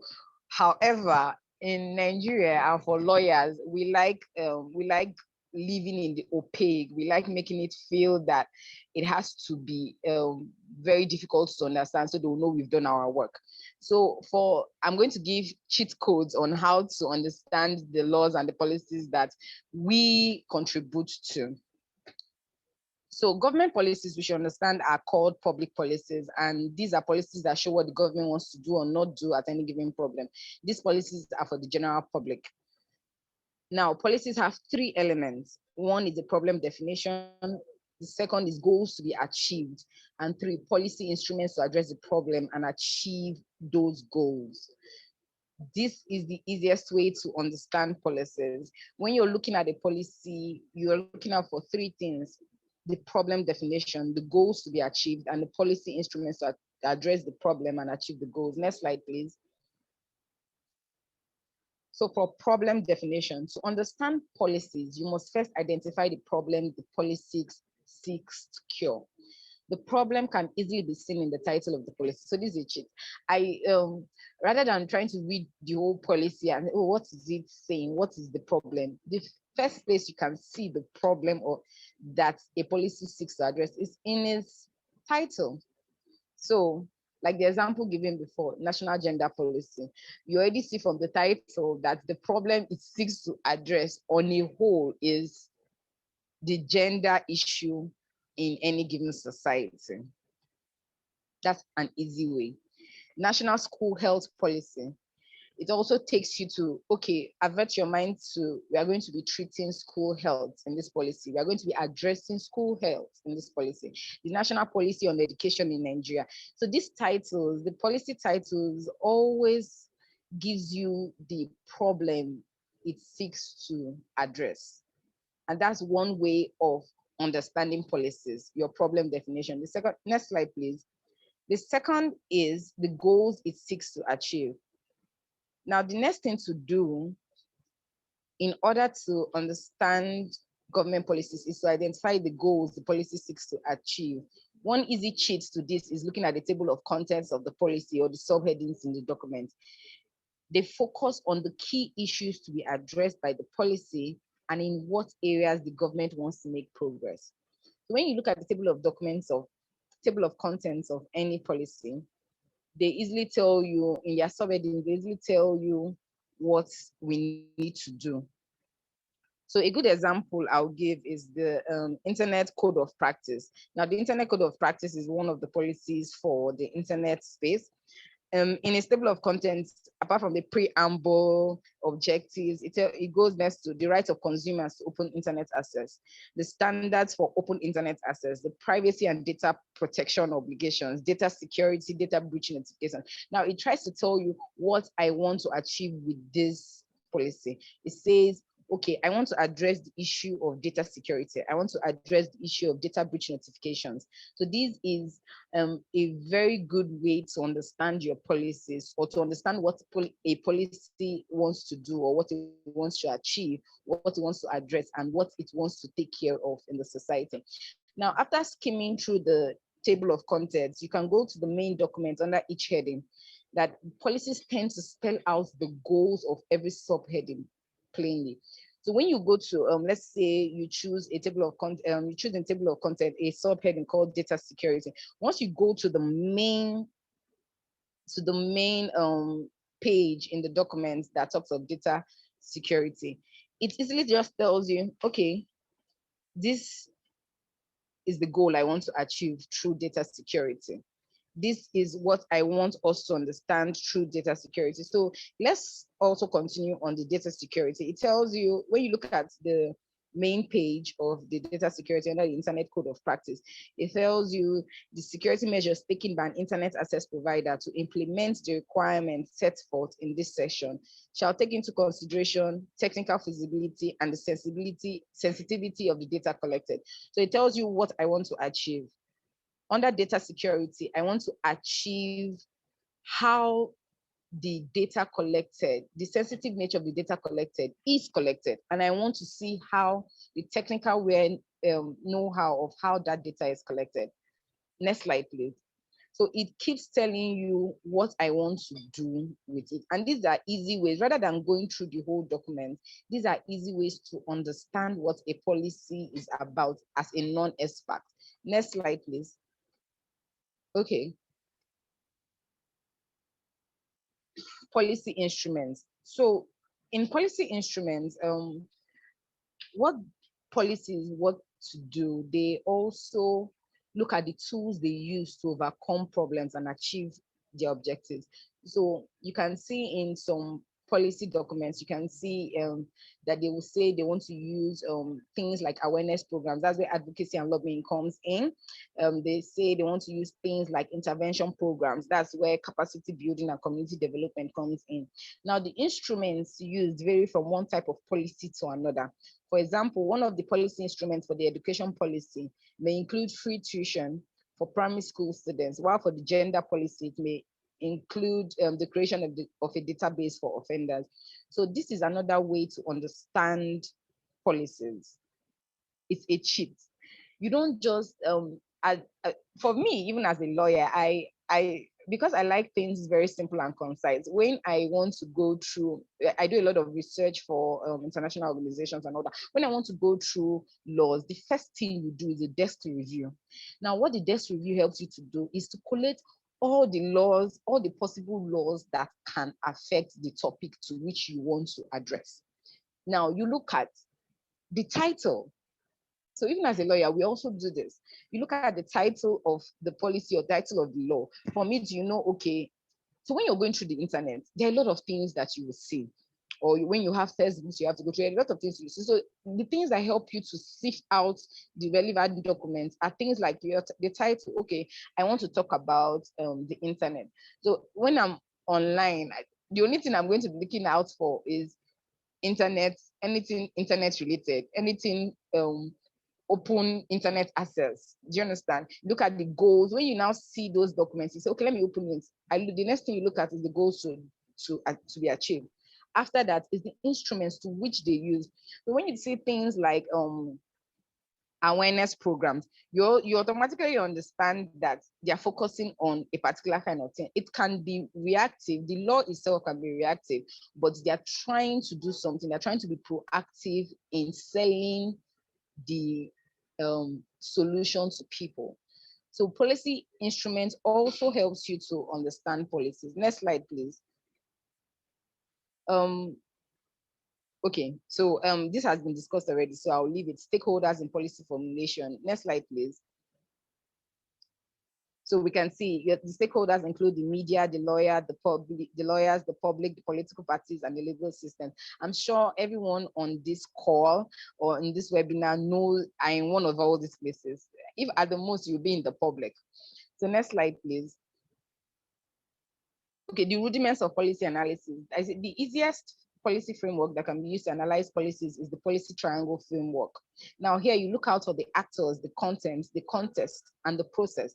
The actors are in the middle of the triangle, while the context, content, and process are at each point of the triangle. Next slide, please. Now the actors, there are three categories of actors, and they are the individuals, the group, and the organizations. Understanding the role of actors is understanding power and how it is used. Now, everybody has their role to play. A good example of individuals can be your influencers. Even online, influencers are a good way to go for some of the policies that either we want them to enact or we want to look at thoroughly and to see how it interfaces with the society. Now, in the national gender policy, for example, your actors include the community, the government department, the national and regional government agencies, the NGOs, and the business organizations. So everyone has a role to play as an actor in understanding policies. So look for your clique, look for where you can make good interventions in trying to understand policies. My next slide, please. The content of any public policy includes the vision, aims, and objectives, the set of principles of the action to achieve an aim. Policy content can be of two types. It can be universalist. This means that the policy that targets a whole group, or selective targeted, which is a policy that targets a specific group. This is another way to understand your policies. Try to identify who the policy or to whom the policy is talking about. Is it universalist? Is it like the national gender policy, which talks about everybody, which is addressing everybody, or is like the national school health policy, which goes to a specific set of people, those in secondary school and the health of students in secondary school. Next slide, please. So I'm running against time. I think I have only 5 minutes left. The context. So whether political, social, economic, or other factors that affect or influence policy developments, and this is the policy process. So this can be the international factors, the situational factors, the cultural factors, and the structural factors. So now when you look at policies and you try to understand policy as a layman or as a non-expert, you should understand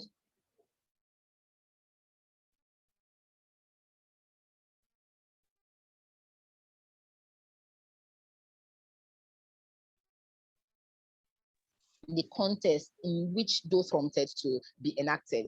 So you saw, okay, maybe when it comes to health, is of COVID. Now, COVID affected everybody, and now as a country, any policy, any health policy that is going to be informed around that needs to look at the international factor and how it affects us. Of course, we also know that all our vaccines are not from and are from abroad. So you also look at, okay, where are these vaccines coming from, and what are the laws or the policies that guide those vaccines in their country, and how is it going to affect us? So that's how you also look at policies. How do they affect you? Is it at an international level? Is it what situation is it trying to look at, or is it trying to address? Cultural factors. This is where you have your tribe. This is where you have your religion. So you see that as much as we say the VAP Act should cover everyone, we also understand that there are tribal, there are cultural situations or factors that will need us to look at targeted specific people and how we can address things for them. The next slide, the process. The process, it assesses the needs of the particular group. You assess the possible intervention. You develop detailed policy choices. You implement those policies and you evaluate those policies. So this is the process of understanding any policy. What are the needs of the particular group? So even as a non-expert and you want to contribute to policies, how do you know the particular group you're addressing? How do you assess the possible intervention that will help those groups and all that? Now, for you to participate in policy, next slide, please. For you to participate in policy advocacy, you must, one, read widely, read everything as regards that policy, get involved, join interest groups, join town hall meetings, look out for people that are saying something about it. The next is search for avenues for collaboration. We are not an island. Look for other people that you can collaborate with to talk about those policies. You may not be able to have a place where you can talk about the policy, but there are other people that are there, and be open to knowledge, be open to knowledge. Lastly, one thing you can use, or one way you can achieve your policy intervention and your lobbying and your awareness, is to be involved in elective processes. So my question to us as we leave is, how many of us have our PVC? The leaders you put in, the leaders you vote in, are the ones that are going to determine the kind of policies that would be available in the country. So get your PVCs and vote. Thank you so much.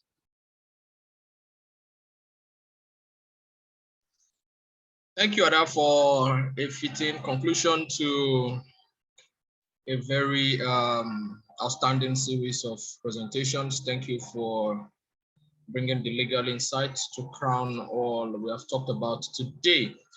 Yes, quickly, I don't know if there are questions in the chat box, but while my co-chair John collates that, I would like to quickly ask, or maybe probably take the first shot as a way of preempting those who may still have their questions in their mind. So to all presenters, actually this question has to do with a trend that we have seen. So something tries to come up in one regulation that is already, that is trying to be proposed in a bill. And then because of the backlash on that, the government takes that and then couches it under another existing set of operational guidelines.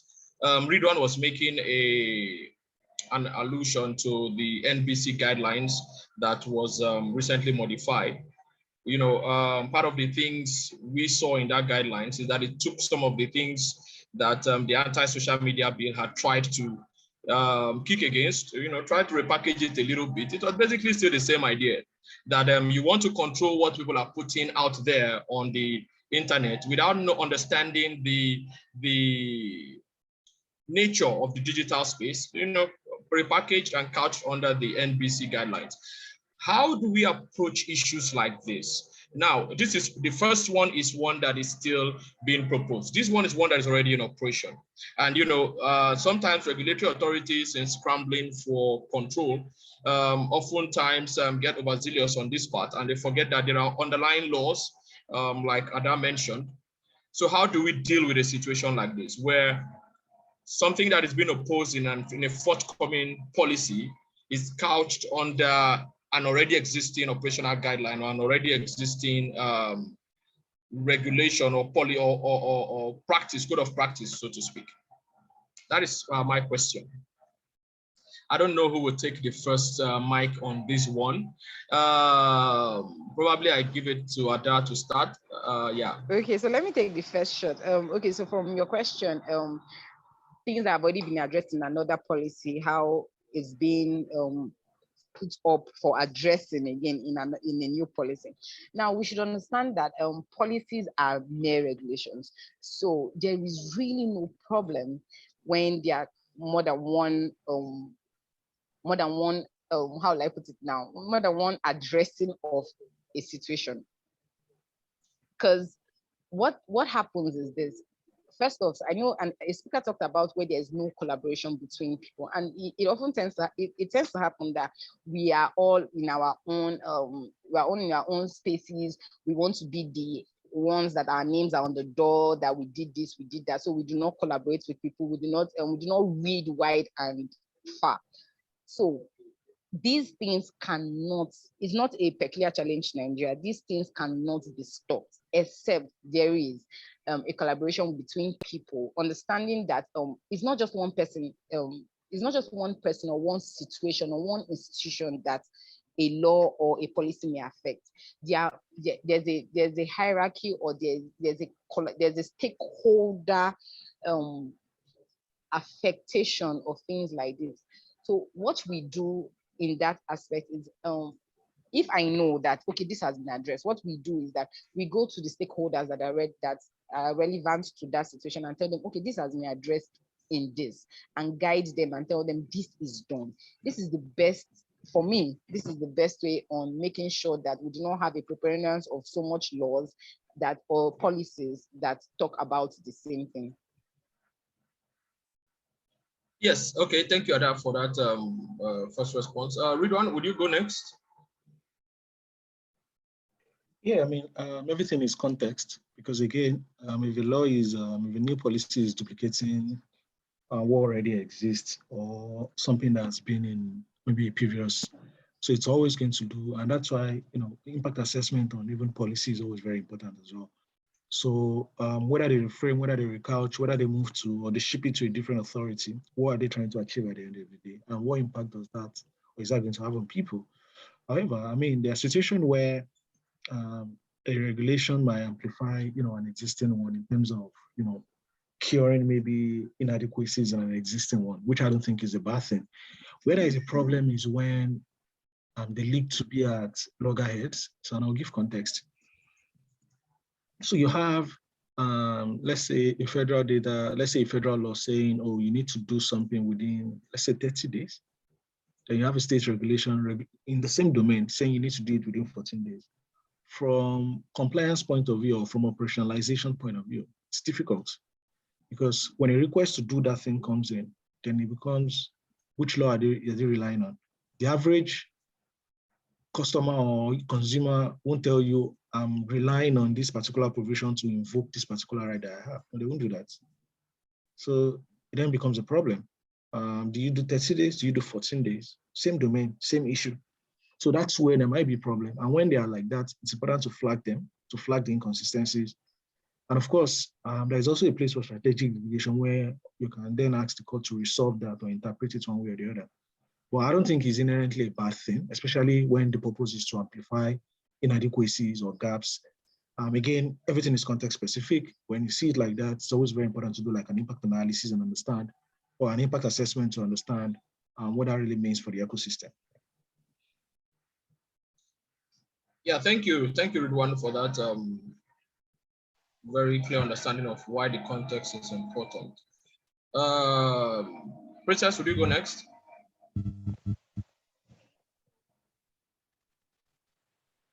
You are muted. It seems you're muted. Check, please.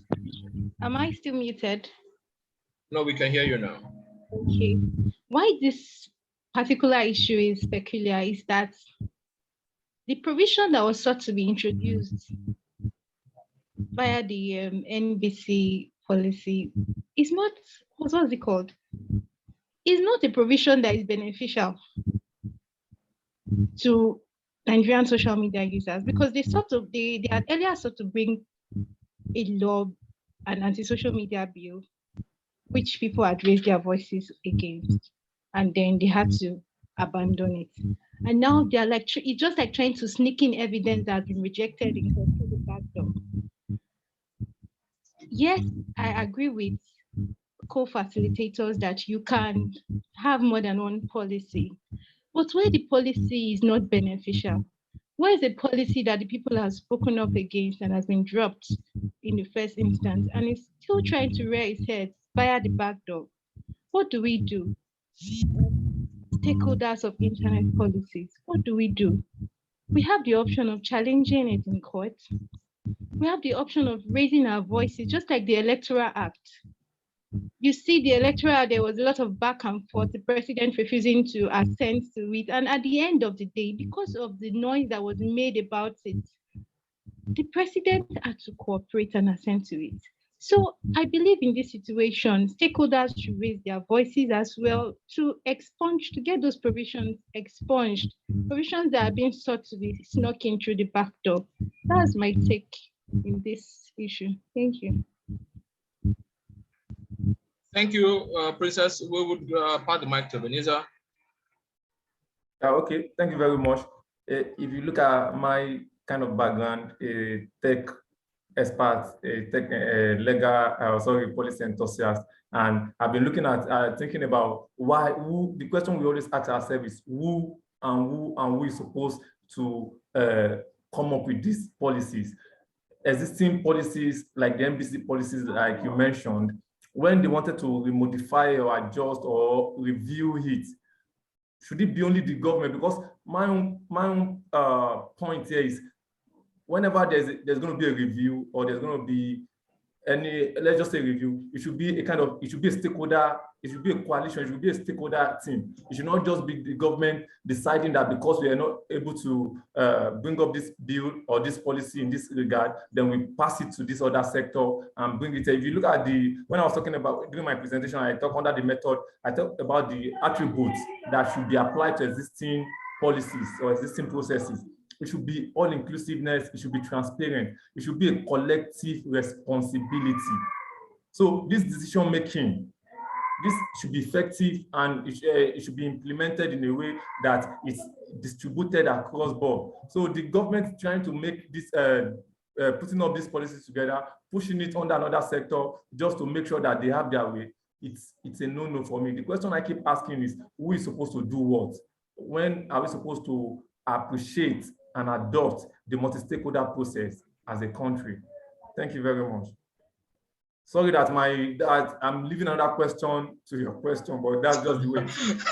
Yeah, I was also going to leave another question to your own question, but that shows how interesting these discussions can get, because there's always a missing part that completes every viewpoint to discussions around policy, and Ridwan has emphasized about the importance of context. If I'll pass over to John to look at the questions in the chat. You can find them on the slide as well, or slide 16 of the slide on the agenda slide.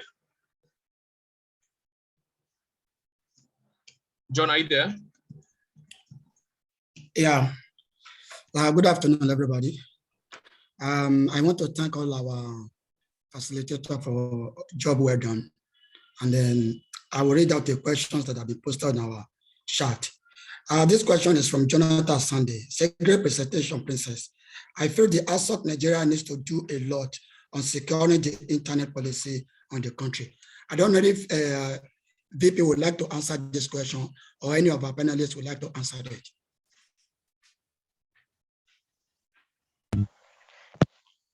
Is that a question, Pase? The question is, I feel the ISOC Nigeria needs to do a lot on securing the internet policy of the country.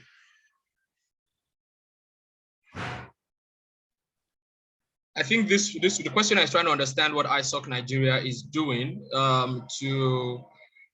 with regards to internet policy in the country, and how that's not a direct question really, but then I think I'll respond to that in the context of what we're doing here today. So what we are gathered here to do today is an initiative of ISOC Nigeria at the executive level, trying to ensure that we have working groups and teams on the ground that are trying to drive the work of internet policy advocacy, analysis, and evaluation, and trying to build that multi-stakeholder feeling into how we reason and think about policy in Nigeria. If that responds to that question, John, you can take the next one. Okay, the next question is, what digital policy cover or protect children from sexual exploration? This following the recent spread of the 10-year-old video over the media. I posted the question. And the question is directed to Adama. Okay, well, I don't think this is the appropriate avenue for this, but first off, we have the Child Rights Act. The Child Rights Act covers child pornography. So it addresses what's happening in a digital space as regards the dissemination of the video of the 10-year-old girl in unsuitable circumstances. So yes, we have the Child Rights Act. Of course, we also understand that most of our laws are not digital compliant, in that when they were made, we did not foresee the fact that we are going to be so invested as both as individuals and as a society in the digital space on the internet. So most of them are not digital or online compliant, and that this is something that is being worked on. Of course, it's going to be on a slow pace or at a slow pace, but for now, the Child Rights Act protects a child and protects the idea of dissemination of child pornography. Thank you. Okay, thank you very much. The next question is, what is the problem affecting the implementation of these policies? The question is, what is the problem affecting the implementation of these policies? Okay, so from a legal perspective, okay, I know I'm not the only one that is a lawyer on this, but from a legal perspective, I know one of the reasons why we have, while these policies are not implemented, is the lack of political will. Yeah, so most of the times when our government goes abroad and signs all the international documents and they come back to our country, they stall in domesticating those acts. So even when they domesticate it without looking at the impact on our society, without taking into context what we are as a society. In the 36 states of Nigeria, we are all different. So when you come back to want to implement laws like this, you must take into consideration some other factors other than what the outside society or what the international community has said we should do. So one reason why we do not have the implementation of these policies is the lack of political will. Nobody is ready to invest so much. And this is not just money, it's the time, it's the knowledge, it's the skill, it's the research involved to make sure that these laws align with both our constitution and align with the realities of our society. Thank you. Okay, thank you very much. These are all the questions posted on the chat. Thank you, John. Do we have any one word from Princess and Ebenezer to wrap the Q&A? Especially on the last two questions, do we have any, you want to contribute to that? Okay. Okay, so just to add that the Cyber Crimes Act also prohibits child pornography in Nigeria. In short, it also prescribes that anyone that shares any video of child sexual exploitation or pornography will be in danger of facing imprisonment for 14 years or thereabout. And for the second question on why most of the policies are not implemented in Nigeria, can you hear me, please? Yes, you can. Yes.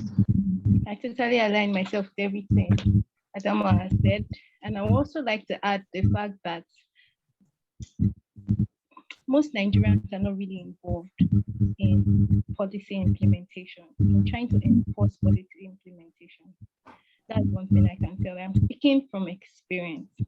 Imagine that we've had our courts funding themselves, state courts funding themselves with state revenue for how many years? For over 30 years, they've been funding themselves. And it took a set of lawyers to come together and say, no, we have to challenge this executive order that was made because it is contrary to the provisions of the Constitution. And just only in February of this year, that judgment came out and said, no, federal government, you have to start funding the recurrent expenditures of courts in Nigeria.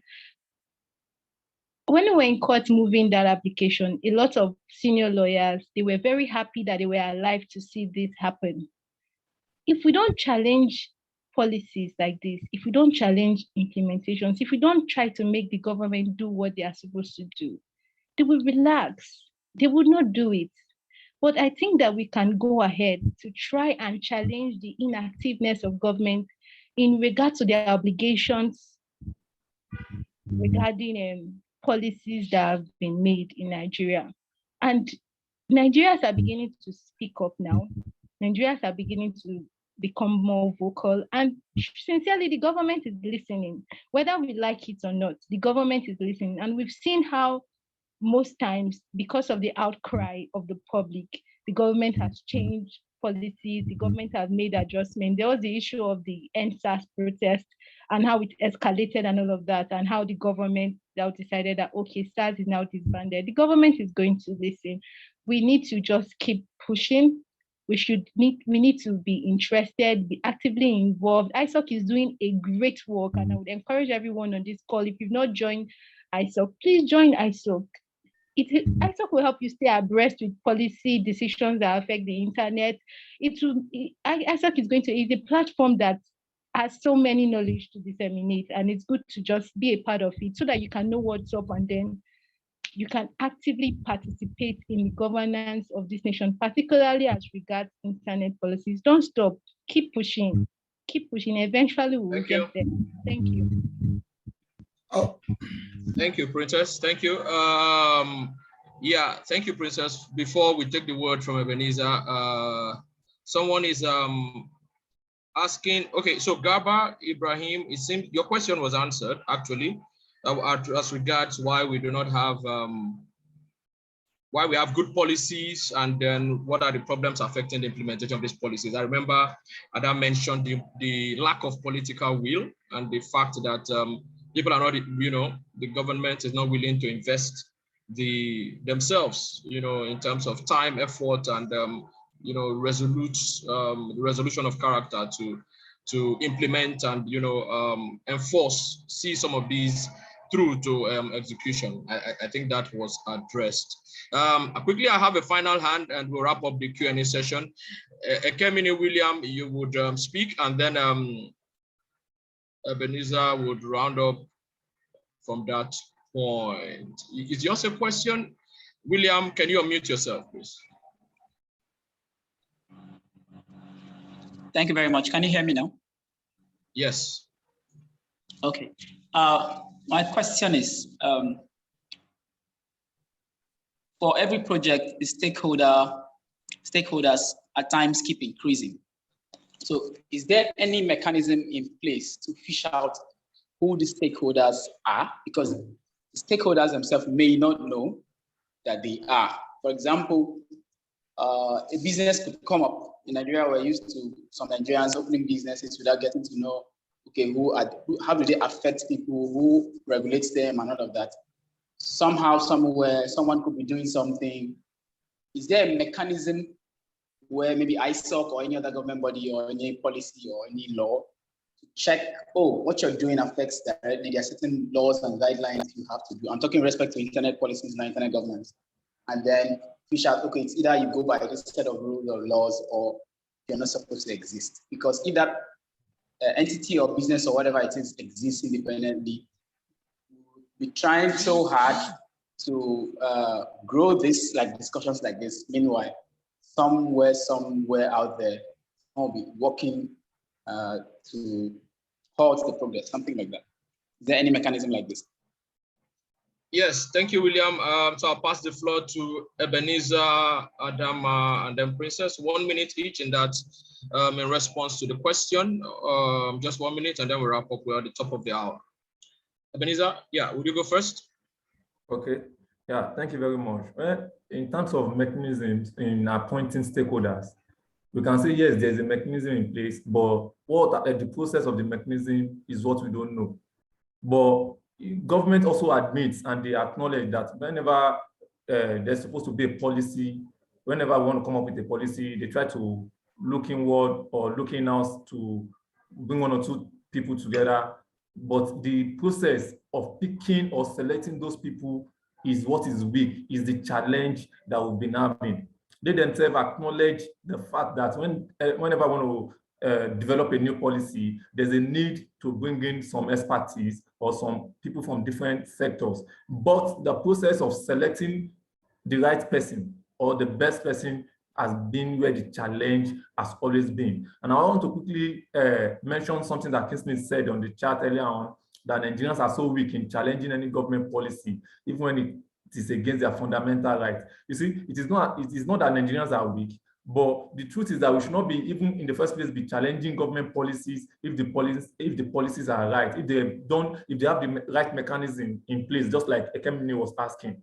If we have stakeholders from different sectors coming together to put these policies in place. Like the video that was trending a few days ago about the 10-year-old, I was online and I saw a Twitter user that was telling another Twitter user that US government law frown against this particular video they are sharing. And Twitter's term and service, or Twitter's terms and agreement also conform with the US law. The truth is that before US, they will bring in all the stakeholders together to formulate the law, to keep reviewing the law. The ones we have in Nigeria, the policies we have at the moment, who are the people that formulated it?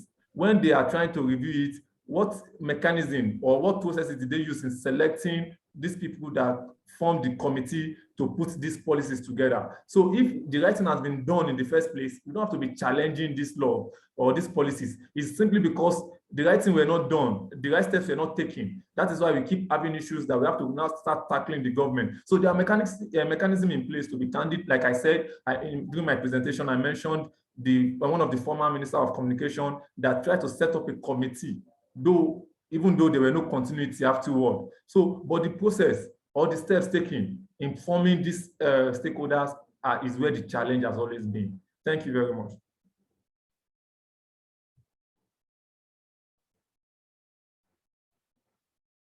Hello.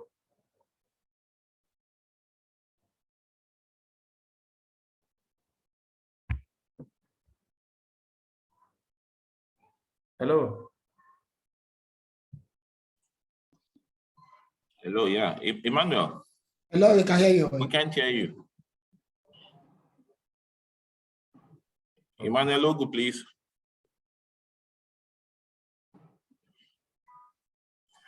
Okay, anyway. Okay, can you hear me now? Okay, he's back. All right. Yes, we can hear you. Yeah, sorry. Yeah, internet connectivity issues. Yeah, Ada, would you take the next mic on that question, and then we would wrap up with Princess, call it an event. Okay, I really don't have anything to say regarding that question. I think Ebenezer has treated it, so any other person that wants to take a shot at it. Okay, yeah, Princess. I also believe Ebenezer has treated it very well. Yes, he has said it as it is. But personally, as per you personally identifying stakeholders in the absence of the government actually forming the stakeholders very well. You know, we talked about policy engagement and all of that. If you keep your ear to the ground and you're able to find out, you're able to hear that, oh, there's this policy that is about to be made that they're talking about is related to the internet, then you should know that probably the Nigerian Communications Commission might be involved. You should know that ISOC might be involved.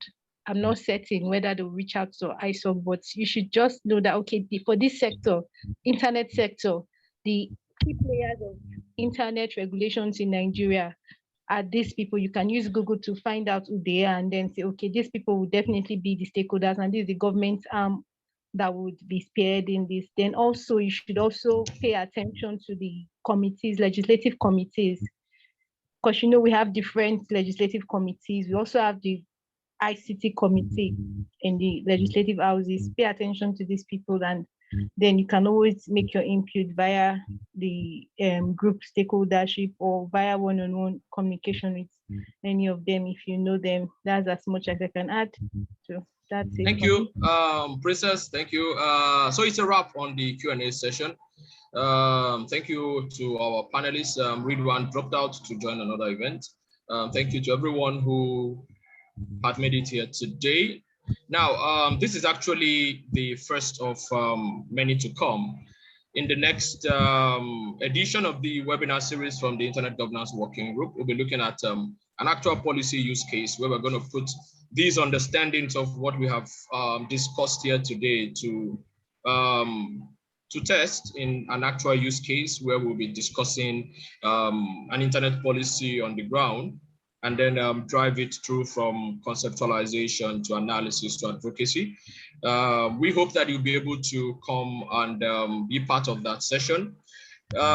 Next, we're going to have a policy hackathon after that, where we're going to bring a policy use case and have people compete against that. And then in the final session, we'll drive to advocacy. We hope that you will keep your eyes on the spaces for ISOC Nigeria. On the second to the last slide of the agenda, you can find all the links to ISOC Nigeria's pages on Twitter, ISOC NG chapter. On Telegram, you can join ISOC NG chapter as well. And the website for ISOC Nigeria is isoc.ng. So please make sure to follow so that you know what is happening next, and then you can be part of this emerging discussion. Like one of the presenters, or like all the presenters have emphasized, it's not a task for a few to achieve. In a democracy, the power of the knowledgeable majority, not just the majority, because that's where democracy fails.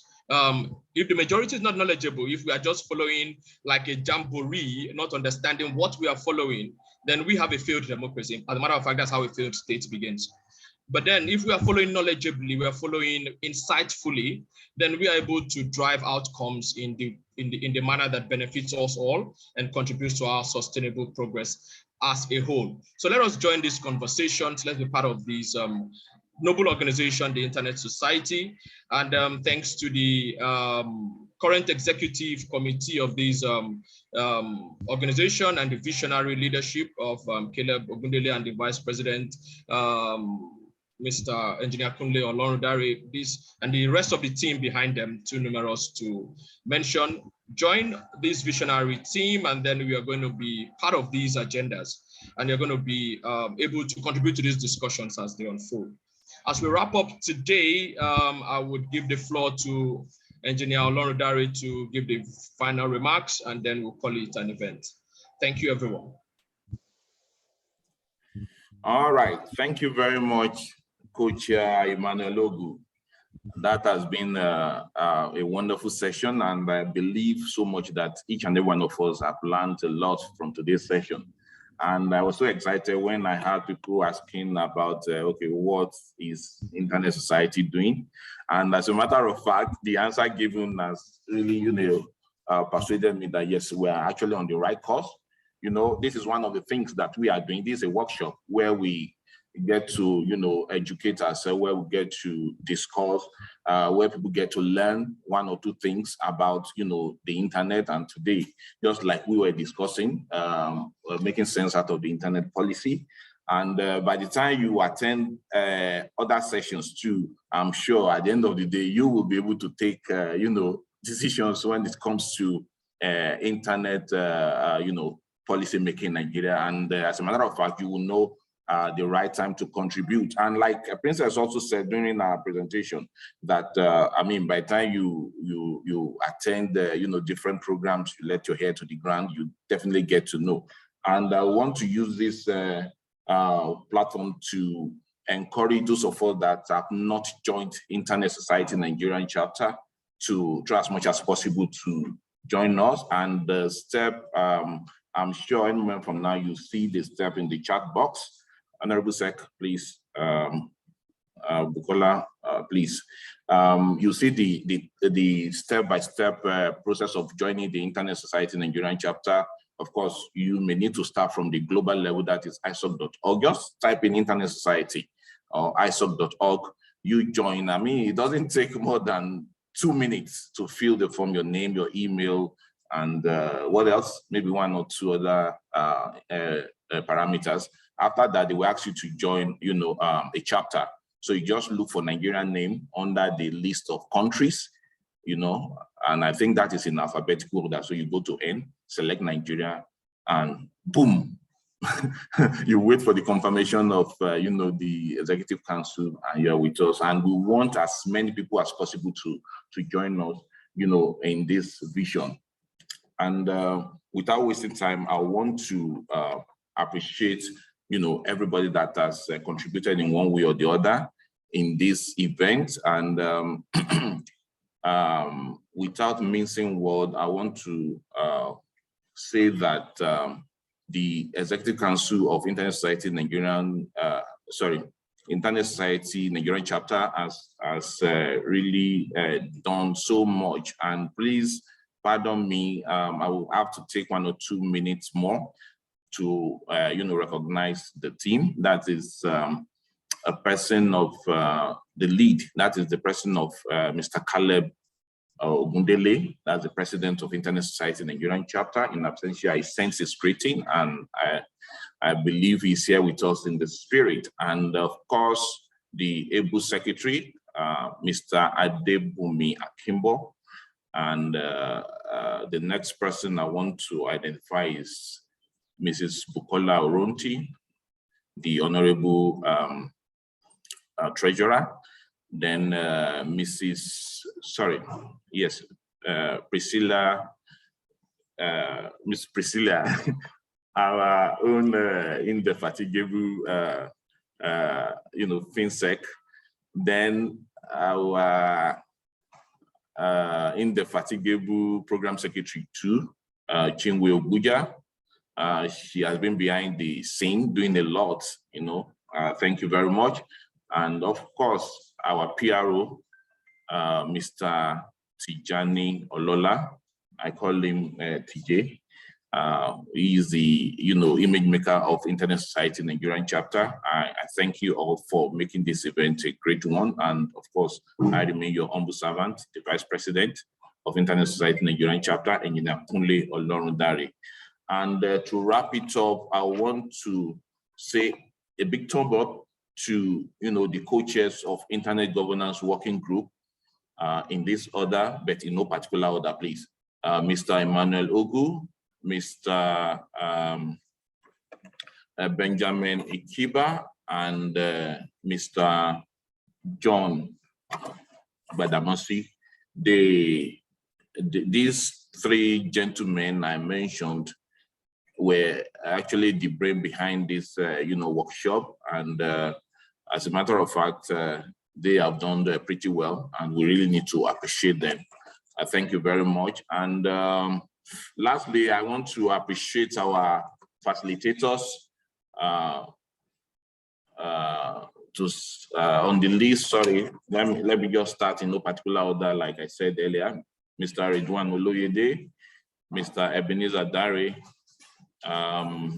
Adnama Isamade, and Obari Princess Dafiago. Thank you very much. And if you want to ask me, personally, I've learned a lot, because I believe that every day is a school for me. I learn a lot, I learn when I discuss with people. And as a matter of fact, I enjoy listening more than speaking, because when you listen to people, you get to learn, from their wisdom. Thank you very much for making this a wonderful event. Then we want to recognize Mutaka Gujunku, who is from Internet Society African chapter. You are recognized and you are welcome. Thank you very much. Ladies and gentlemen, I think this is where we're going to call it a day. And please, all of us that have participated on this call, I'm talking about the participants now, please make it a day with the Internet Society Nigerian chapter, as we are rolling out even more educative and engaging program, even as the year is rolling. So please, you are welcome to join us. Like I said, thank you very much.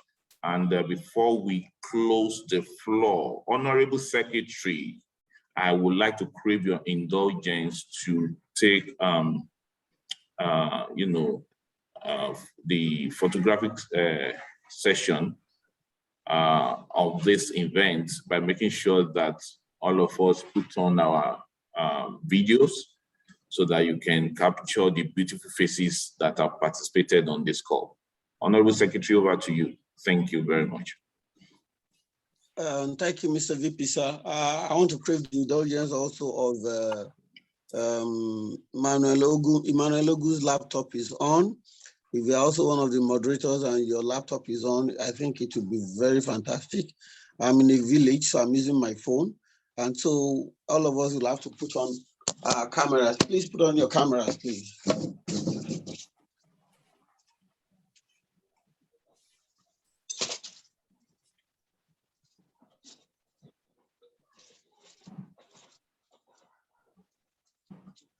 If we're all set,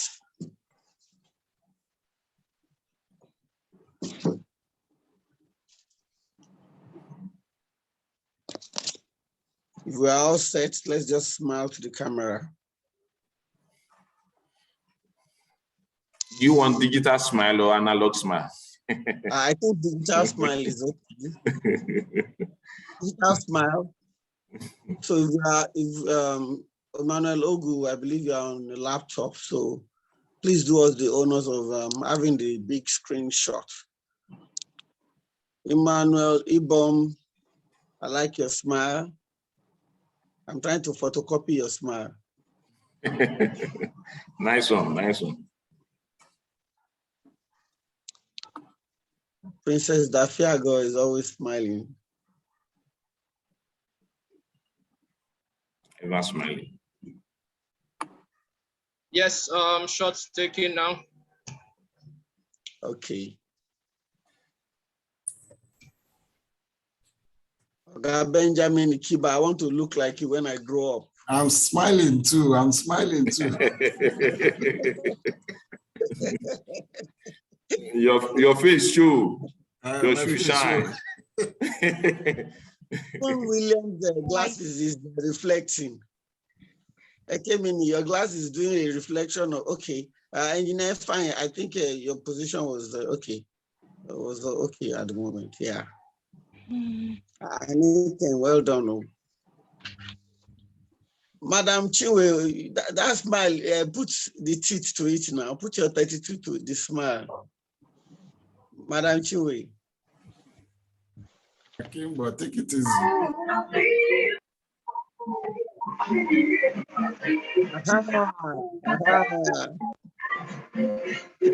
All right, yeah, it's done from my end. Thank you. Okay.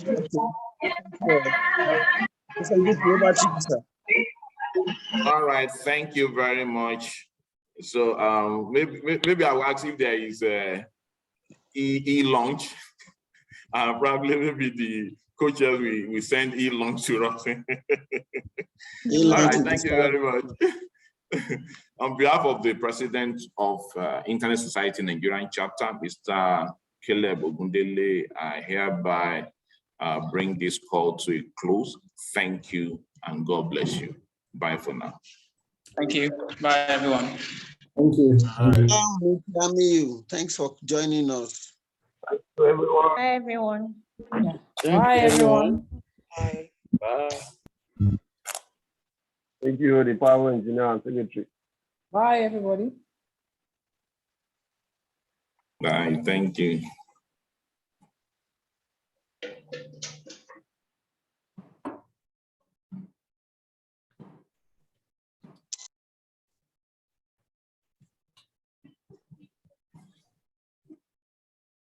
Engineer Bon, is Calabar? Or is it